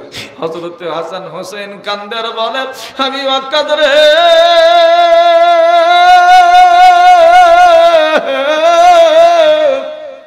হে ওয়াক্কাস, তোমার মনে কি দয়া নাই, মায়া নাই রে, মায়া নাই? কেমন করে তুমি আমার নবীকে আঘাত করতে চাও? তুমি কি দেখতে পারতেছো না? না না, কখনো বাহুশ, কখনো বা বেহুশ হইয়া পড়ে আছে গো। আমার বাবা আলী আছে, আমি হাসান আছি, আমি হোসাইন আছি গো। আমাদের আবু বকর ওমর ওসমান আলীকে ছেড়ে দাও, আল্লাহর নবীকে ছেড়ে দাও। আমাদের পিঠের মধ্যে যত পারো বাড়ি মারো রে, তবু দয়া করে আমার নবীকে আঘাত করো না, আঘাত আমরা করতে দিব না। ওয়াক্কাস সকলকে ঠেলে দিয়া বলে, তোমরা সরিয়া যাও রে, অপরাধ তো তোমরা আমার কাছে করো নাই, অপরাধ করেছে আমাদের নবী, নবী মুহাম্মদুর রাসূলুল্লাহ। আমি আমার নবী থেকে বিচার গ্রহণ করতে চাই, তোমাদের কারো পিঠে বাড়ি মারতে আমি যাব না। মানুষের জীবনে একবার মাত্র সুযোগ আছে। আবু বকর, ওমর, ওসমান, আলী, হাসান, হুসাইন, তোমরা সরে যাও, আল্লাহর নবীর কাছে আমাকে যেতে দাও। আল্লাহর নবীর কাছে যখন চলে গেল, আল্লাহর নবী মিসকি মিসকি হাসে আর বলে, আবি ওয়াক্কাস, ওয়াক্কাস রে, তোমার মতো বন্ধু আল্লাহর আসমানের নিচে জমিনের উপরে আর কেউ নাই। সুবহানাল্লাহ বলেন। হযরত ওয়াক্কাস চোখের পানি নিয়ে কান্দেন, বলেন, নবী গো, আমি নিরুপায়, আমি তো আপনার পিঠের মধ্যে আঘাত করবই করবই। আজকে আমি পণ নিয়ে নিয়েছি নবী গো, দয়া করে আমারে নিষেধ করবেন না। আল্লাহর নবী মিসকি মিসকি হাসে আর বলে, ওয়াক্কাস রে, কেন আমি তোমারে নিষেধ করবো রে ওয়াক্কাস? যত পারো আমার পিঠের মধ্যে আঘাত করুনি, আমি তোমার নিষেধ করব না। তার কারণ কিয়ামতের ময়দানে আমি আমার উম্মতের জন্য কাঁদব না, তোমার ঋণ সেদিন পরিশোধ করব। আজকে তুমি আমারে মারো, আজকে তুমি প্রতিশোধ গ্রহণ করে নাও, কিয়ামতের ময়দানে তোমার টেনশন বাদ দিয়া আমি শুধু হাবলি উম্মতি উম্মতি বলে সেদিন কাঁদতে থাকবো। জোরে জোরে কন্যা সুবহানাল্লাহ। এমন দরদের নবী কোথায় পাইবা রে? যেই দিন নবী সেজদার মধ্যে পড়ে পড়ে কান্দে। ও নবী 63 সাল জিন্দেগি কাঁদছে বলে উম্মতি, এখনো কান্দেন শুইয়া মদিনাতে। নবীজি আমার পারের কান্দার, ওই নবী বিনে কোন গতি নাই রে। কথা কোন ঠিক কিনা? এ দরদের আব্বা জানে না, তরলের ভাই জানে না রে, নবী আমাকে আপনাকে কেমন ভালোবাসতেন, নবীর প্রেম, নবীর ভালোবাসা আমার আপনার জন্য কেমন ছিল। একটু অন্তরের কান লাগায় লাগায় কথাগুলো শুনবেন। হযরত ওয়াক্কাস ডাক দিয়ে বলে, নবী, নবী গো, দয়া করে আপনি একটু উপর হন। তার কারণ হলো আপনি আমার পিঠের মধ্যে আঘাত করেছিলেন, আমিও তো আপনার পিঠের মধ্যে আঘাত করব, তাছাড়া তো আমার প্রতিশোধ পূর্ণ হবে না। বাইরে মদিনাবাসী কান্দে, হযরত আবু বকর কান্দে, হযরত ওমর কান্দে, ওসমান কান্দে, আলী কান্দে, সমস্ত সাহাবা কান্দে। আবু ওয়াক্কাসের মন গলে না রে, গলে না। অসুস্থ নবী আমার উপর হতে যখন চায়, এবার ওয়াক্কাস ডাক দিয়ে বলেন, ইয়া রাসূলুল্লাহ, ইয়া হাবিবাল্লাহ, শুধু উপর হলে চলবে না, আমি ওয়াক্কাস সব সময় খালি গায়ে থাকতাম। আপনি যেই দিন আমার পিঠের মধ্যে আঘাত করেছিলেন, সেই দিন তো আমার গায়ে কোনো কাপড় ছিল না, খালি গায়ে আঘাত করেছিলেন। ইয়া রাসূলুল্লাহ, ইয়া হাবিবাল্লাহ, আমি তো আপনাকে খালি গায়ে আঘাত করব, দয়া করে আপনার পিঠের পিরহানটা আলগা করতে হবে, তুলতে হবে। ওমর কান্দার বলে, কেমন করে নবীর জামা খুলতে বলিস রে তুই? তোর মতো পাষাণ তো আর কেউ হতে পারে না, তোর মতো জালিম তো আর কেউ হতে পারে না। আমি ওয়াক্কাস ওমরের দিকে সলো সলো নয়ন নেয়া তাকাই আর বলে, ওমর রে, তুমি বুঝি আমার নবীকে একাই ভালোবাসো, আমি কি আমার নবীকে ভালোবাসি না? তোমার চাইতে হয়তো বা আমি আল্লাহর নবীকে বেশি ভালোবাসি রে, কিন্তু আমি নিরুপায় রে, নিরুপায়। মানুষের জীবনে একবার চান্স আসে, এই চান্স আমি হারাইতে চাই না। আবু বকর, হে ওমর, আমাকে আর দোষ দিও না, আর গালি দিও না, আমার প্রতিশোধটা আমাকে নিতে দাও, আমার মতো করে আমার প্রতিশোধটা আমাকে নিতে দাও। নবী গো, দয়া করে আপনি একটু উপর হন আর পিঠের কাপড়টা আলগা করেন। আল্লাহর নবী কয়ে, ওয়াক্কাস রে, জিন্দেগিতে কেউ কোনোদিন আমাকে খালি গায়ে দেখে না, আজকে তুমি আর আমি ছাড়া আমার পিঠ কেউ দেখতে পারবে না। এ আমার ঘরের ভিতরে যারা আছে সবাই বের হয়ে যাও, এখানে আমি আর ওয়াক্কাস ছাড়া কেউ জানা থাকে না। তার কারণ ওয়াক্কাস আমার কাছে বিচার চাইছে, তার বিচার তো আমার করিতে হবে। তে আমাকে প্রতিশোধ নেবে, আমার পিঠে আঘাত করবে, আমি তাকে আঘাত করার সুযোগ করে দিব। সবাই যখন ঘর থেকে বের হয়ে গেল, ওয়াক্কাস শুনে গেলেন, ঘরের দরজা লাগাইয়া দিলেন। আল্লাহর নবীকে বললেন, ইয়া রাসূলুল্লাহ, ইয়া হাবিবাল্লাহ, দয়া করে একটু উপর হন, আপনার পিঠের পিরহানটা আলগা করেন।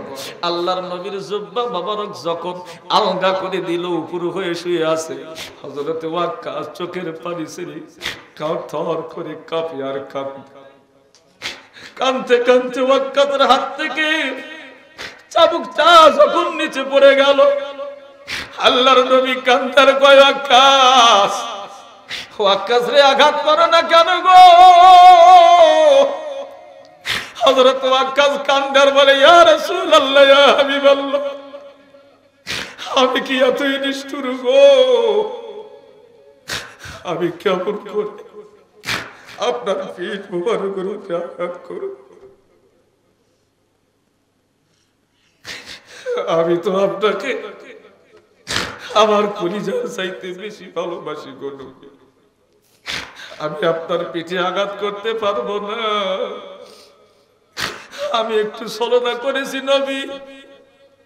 আবু বকর, ওমর, ওসমান, আলী সকলে আমারে গালি দেয়, গালি দেয়। যতই আমারে গালি দিক আমার কিছু যায় আসে, তার কারণ মানুষের জীবনে বারবার সুযোগ আসে না, আমার জীবনে সুযোগ আইছে নবী, এই জন্য একটু সলসাতুরি রাস্তা বেছে নিয়েছি। হযরত ওয়াক্কাস রাদিয়াল্লাহু তাআলা এবার আল্লাহর নবীর পিঠের মধ্যে মোহরে নবুয়তের যে চিহ্ন আছে বাজার, চোখের পানি লইয়া ওই মোহরে নবুয়তের মুখের মধ্যে একটা চুম্বন লাগায়া দিয়েছে।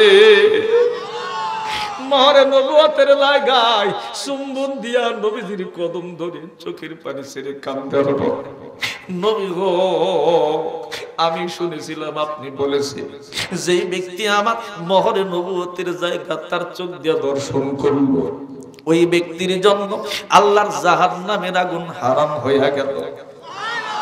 ইয়া রাসূলুল্লাহ, ইয়া হাবিবাল্লাহ, এই সুযোগটা আমি কাজে লাগায় নিছি গো নবী।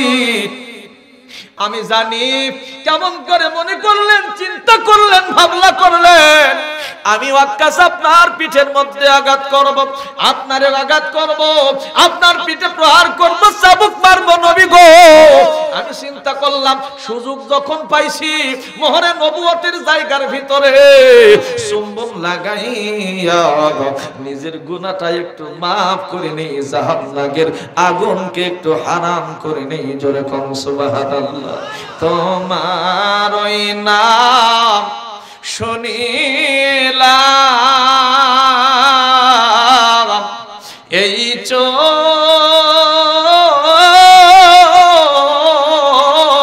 দেখলাম না, তোমার ওই নাম শুনিলাম এই চোখে দেখলাম না, এই সুর যদি শুনে থাকো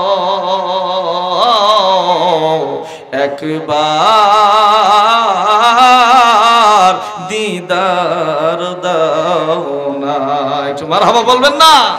হে রাসূল তোমায় ভালোবাসি অন্তরে শুধু মুখে না, জান্নাতের আশায় নয় হে রাসূল, জাহান্নাম কেউ ডরি না। কথা কোন ঠিক কিনা? একটু জোরে বলেন কথা ঠিক কিনা? যেদিন দিদার মারহাবা কবেন না? ও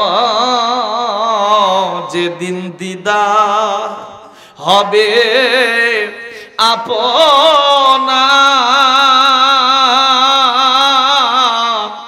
সেদিন ঈদ হবে আমার।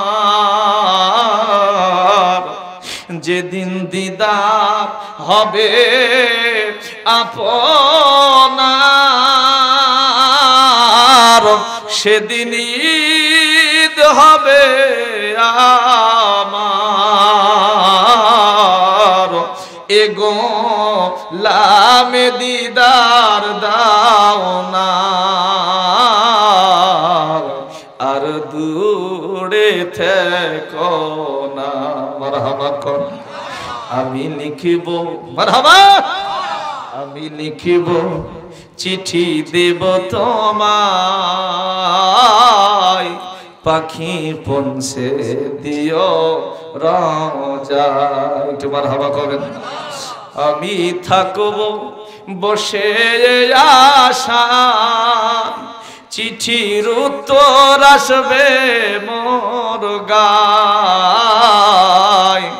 আমি থাকব বসে আশায়, চিঠির উত্তর আসবে মোর গায়। আমি লিখব চিঠি দেব তোমায়, পাখি পৌঁছে দিও রওজায়। মারহাবা কর। কবে আসবে মদিনার পাইগা, গায়ে বাঁধব হাজিদের হেরাম। কবে আসবে মদিনার পাইগা, গায়ে বাঁধব হাজিদের হেরাম। আমি ঘুরব, একটু মারহাবা কবেন না?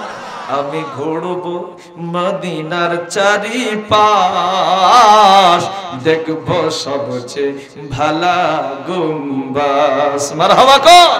আমি লিখিব চিঠি দিব তোমায়, পাখি পৌঁছে দিও রওজায়। একটু সুবহানাল্লাহ করেন না? নবীর শান শুনলে কষ্ট হয় বাজান? যখন শান শুনলে কষ্ট হয় ও বাজান। এই জন্য বারবার আমি বলি, আমি নুরিশা বলি, জানি না কোন বক্তা কিভাবে ওয়াজ করে, এটা আমার জানা নাই। তবে বাজান আমি যেখানে আলোচনা করি চেষ্টা করি নবীজির প্রেম, নবীজির মহাব্বত, নবীজির ইশক যেন একজনের ভিতরে পয়দা করে দিয়ে যেতে পারে।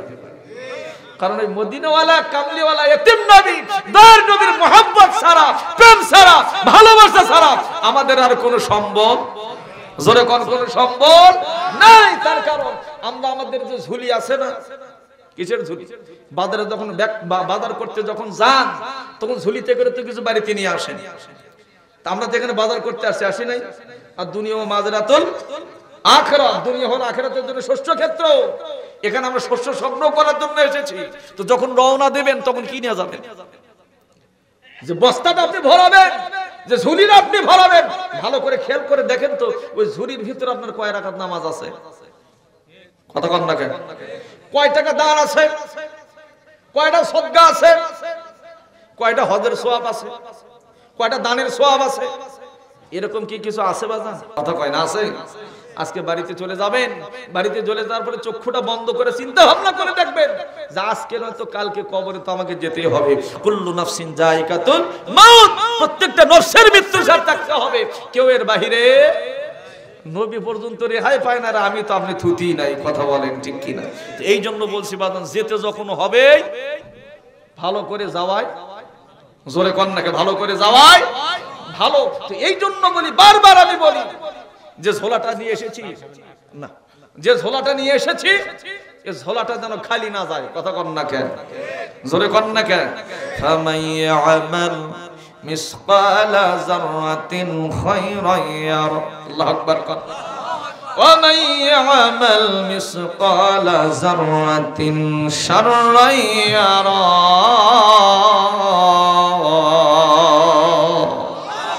তাহলে তুমি যা ভালো করবা সেইটাও সেই দিন তোমাকে দেখানো হবে, আর যা খারাপ করবা, যা মন্দ করবা সেইটাও সেই দিন তোমাকে কি করা হবে? দেখানো হবে।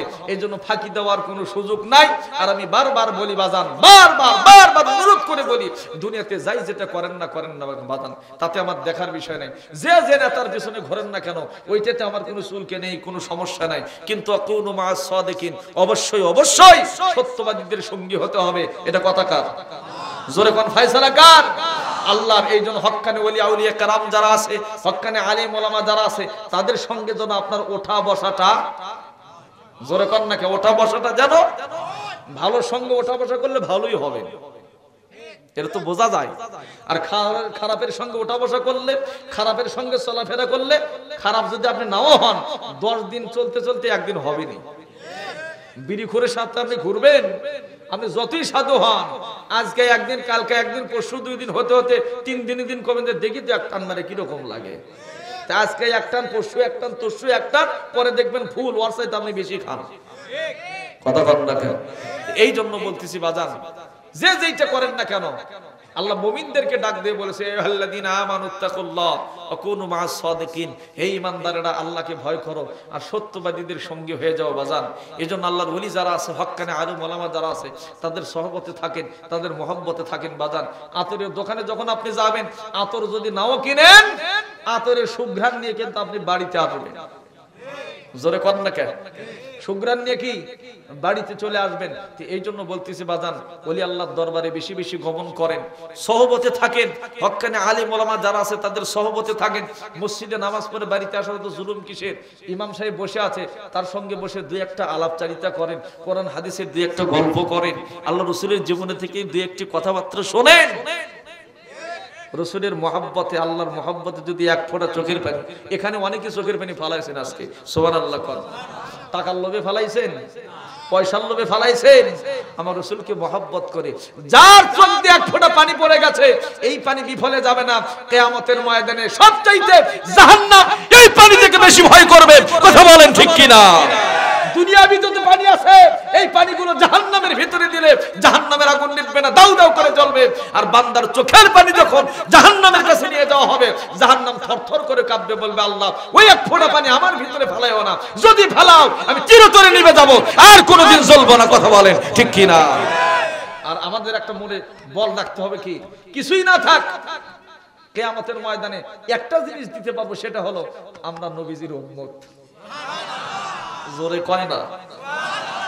কিয়ামতের দিন আল্লাহ যখন ডাক দিয়ে বলবে, এই বাহ তোর অবস্থা কি, তখন হয়তো বলতে পারবো, আল্লাহ আমার নামাজ নাই, রোজা নাই, হজ নাই, যাকাত নাই, কিচ্ছু নাই, তবে আমার একটা পরিচয় আছে। সুবহানাল্লাহ। দুনিয়াতে যখন পুলিশ বেটা ধরে না বাজান, যত বড় নেতার পরিচয় দিবেন তত কি না, সার আছে না বাজান? কথা কয় না, সার আছে না? তবে ভালো নেতার পরিচয় দেওয়া লাগবে। খারাপ নেতার পরিচয় দিলে যদি বাড়ি 50 ডিগ্রি সেলসিয়াসে হচ্ছিল, ওই নেতার কথা কোয়ার সাথে সাথে 100 ডিগ্রি সেলসিয়াসে উঠবে। কথা কন না কেন? ভালো নেতার পরিচয় দিলে দুনিয়াতে, দুনিয়ার পুলিশের কাছে একটা ভালো নেতার পরিচয় দিলে যদি মার কিছু কম হয়, কথা কয় না, সাজা শাস্তি যদি কম হয়, তাহলে আমাদের ওই সময়কার নেতা ভালো না খারাপ? আরে বেটা, আমার আল্লাহ বড় শখ করে ওই নেতারে বানাইছে। জোরে কয় না সুবহানাল্লাহ। আলোচনা খালি বেশি হয়ে যায়, রাত অনেক হয়ে গেছে, আর কষ্ট দিব না। তো এই জন্য বলতেছি, দুনিয়া ওই সময় যা কি হবে, আমাদের একটা পরিচয় থাকবে। কথা বোঝেন না? কি পরিচয় থাকবে? আল্লাহ আমার কিছুই নাই গো, কিছুই করতে পারি না, গরিব ছিলাম, সারাদিন কর্ম করেছি, রাত্রে গেছে হয়তো এশারের নামাজ পড়বো, গায়ে জ্বর আসছে, শুয়ে পড়ছি, ফজর কোন দিক দিয়ে গেছে টের পাই নাই, সকলে আবার গেছি, সারাদিন কাজ করছি। তবে একটা পরিচয় আমার কি, আল্লাহ আমি হিন্দু ছিলাম না, আমি খ্রিস্টান ছিলাম না, আমি কি বৌদ্ধ ছিলাম না, আমি ইহুদি ছিলাম না, আল্লাহ তুমি দয়া করে মায়া করে আমার মুসলমান করে পাঠাইছি।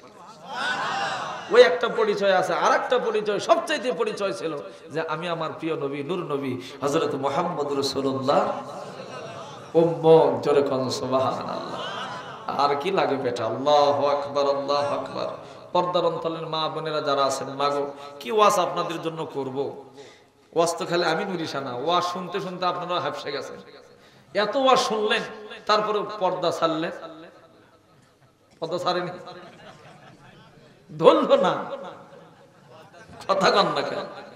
আর যদিও পর্দা করেন, তো এমন পর্দার পর্দা, ওই পর্দা করার চাইতে না করায়। আমি দেখলাম বৃষ্টির দেবেন এক দোকানের সাইডে খাড়া আছে, গাড়ি ঢাকাতে আছে, বুঝছেন?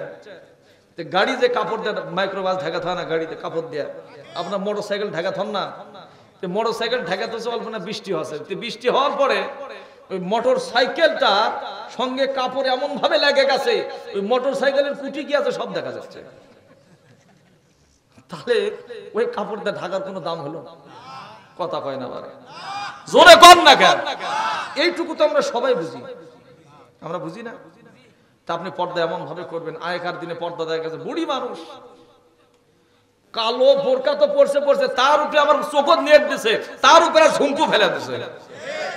কথা কন না কেন? বুড়ি মানুষ যারা, ছেলে মানুষ যায় চেনা যায়, আর পুরুষ মানুষ দেখলে পারে ওই এমন ভাবে যদি কোনো চিপা চেপে থাকছে, ওর মধ্যে লুকায় থাকছে। এখন ওগুলো আছে, শ্রমিক নাম ধরে ডাকে, কে রে কুদ্দুস, কথা কন না কেন? শ্রমিক নাম ধরে ডাকে, কে রে কুদ্দুস, ভাত খাবো না, তাড়াতাড়ি আয়। এই জন্য বলতেছি, মা আল্লাহ আপনাদেরকে সম্মান কম দেয়নি। কথা কন না কেন? সম্মান কম দিয়েছে, জোরে কন না কেন? সম্মান কম দিয়েছে। সবচাইতে বেশি সম্মান আল্লাহ নবী এবং আল্লাহ আপনাদেরকে দিয়েছে। তো আমি একটা কথা বলবো, আপনাদের ছেলে হিসাবে, আপনাদের ছোট ভাই হিসাবে, আপনারা নিজের সম্মান নিজেরা রক্ষা করে চলেন। কথা বলেন ঠিক কিনা? নিজের ইজ্জত, নিজের সম্মান, যে পজিশন আল্লাহ আপনাকে দিয়েছে, ওই পজিশনটা রক্ষা করে আপনারা চলেন। আপনারা মা ফাতেমার বংশ, আপনারা মা রহিমার বংশ, আপনারা মা রাবিয়া বসরির উত্তরসূরি। তো আমি চাই তারা যেভাবে চলে গেছে, আপনারা আপনাদের জীবনগুলো ঠিক সেইভাবেই পরিচালিত করেন। আল্লাহ আপনাদের প্রতি রহমত করবে। কথা বলেন ঠিক কিনা? তবে একটা ওয়াজ করব আপনাদের জন্য, সেটা হলো নবী মেরাজ থেকে আসার পরে ঈদের খুতবার মধ্যে ভাষণ দিচ্ছে যে ইয়া আইয়ুহান নিসা, তোমরা হে নারী সকল, তোমরা বেশি বেশি করে দান সদকা করো। কি করো? বেশি বেশি করে দান সদকা। তখন সাহাবা নারীগুলো দাঁড়ায় বলে, ইয়া রাসূলুল্লাহ, কেন আমরা বেশি বেশি দান সদকা করব? আল্লাহর নবী তখন বললেন, আমি মেরাজ থেকে আসলাম, জাহান্নামে তোমাদেরকে বেশি দেখে আসলাম। বলে কেন? বলে কারণ হলো তোমাদের দুইটা অভ্যাস খুবই খারাপ। কয়টা অভ্যাস? বলে এক নম্বর, তোমরা শুকরিয়া আদায় করো না। দুই নম্বর, তোমরা কথায় কথায় মানুষকে অভিশাপ দাও। আছে না এরকম? দেখবেন ছোট ভাই বউ আর বড় ভাই বউ কাজাকাজি লাগছে, কি কয়, তোর মুখত পোকা দিবি, তোর হাতত পোকা দিবি, তোর হোমক হবি, তোর প্যারালাইসিস হবি। কয়েকদিন আগে থেকে এক মহিলা হুন্ডা চালাচ্ছে, মুখ দেয়, মানে কাজাকাজি করতে করতে না পারে সেটা হুন্ডা ডাক দিছে। কথা বলতে এই রকম। এই জন্য আল্লাহ নবী বলছে অভিসম্পাদ দেওয়া যাবে না। অভিসম্পাদ কি করা যাবে না? দেওয়া যাবে না। এটা শুধু ওনারা না, আমাদেরকেও। আপনি আমাকে অভিসম্পাদ করলেন, অভিশাপ দিলেন, ওর যোগ্য যদি আমি না হই, ওটা ঘুরে আসা আপনাকে লাগবে। এটা হাদিসের কথা, কথা বুঝতে পারেন না? এই জন্য অভিশাপ দেওয়া যাবে। আর আপনারা শুকরিয়া আদায় করেন না কেন? সবচেয়ে বেশি কষ্ট আপনারা স্বামীকে দেন। গত বছর ঈদের মধ্যে সাংবাদিকগুলো পুরুষ মানুষদেরকে ধরছে যে আপনারা ঈদের জন্য কি কেনাকাটা করেছেন। পুরুষগুলা বলে যে ডিউটি করে হুশ পায় না, কি কিনবো, কোনো চিন্তা ভাবনা নাই। আর এক মহিলা ঈদের 1 মাস আগে থেকে 3 জোড়া জুতা কিনছে 40,000 টাকা দিয়ে। জোড়া কন্যাকে কয় জোড়া? কয় মোটামুটি আমার সবই মার্কেট করা শেষ, তো আজকে 3 জোড়া জুতা কিনলাম 40,000 টাকা দিয়ে। বলে টাকা কে কাটা পাঠাইছে? কয় হাউস ব্যাংক। কথা কন্যাকে টাকা কে পাঠাইছে? মানে ইংলিশ ম্যান যে husband, the husband the house bank, মানে ঘরের টিন। কথা কন্যাকে এইদিকে সমীর বলে ফাটা যাচ্ছে, ওই দুবাই যে মিস্ত্রির কাম করতে করতে কথা কয় না পারে। আমি না হক কথা কই পারে, তুই টঙ্কার কই। মন খারাপ করেন আপনারা? খাস বাংলা ওয়াশ, ওয়াজলে ওয়াশ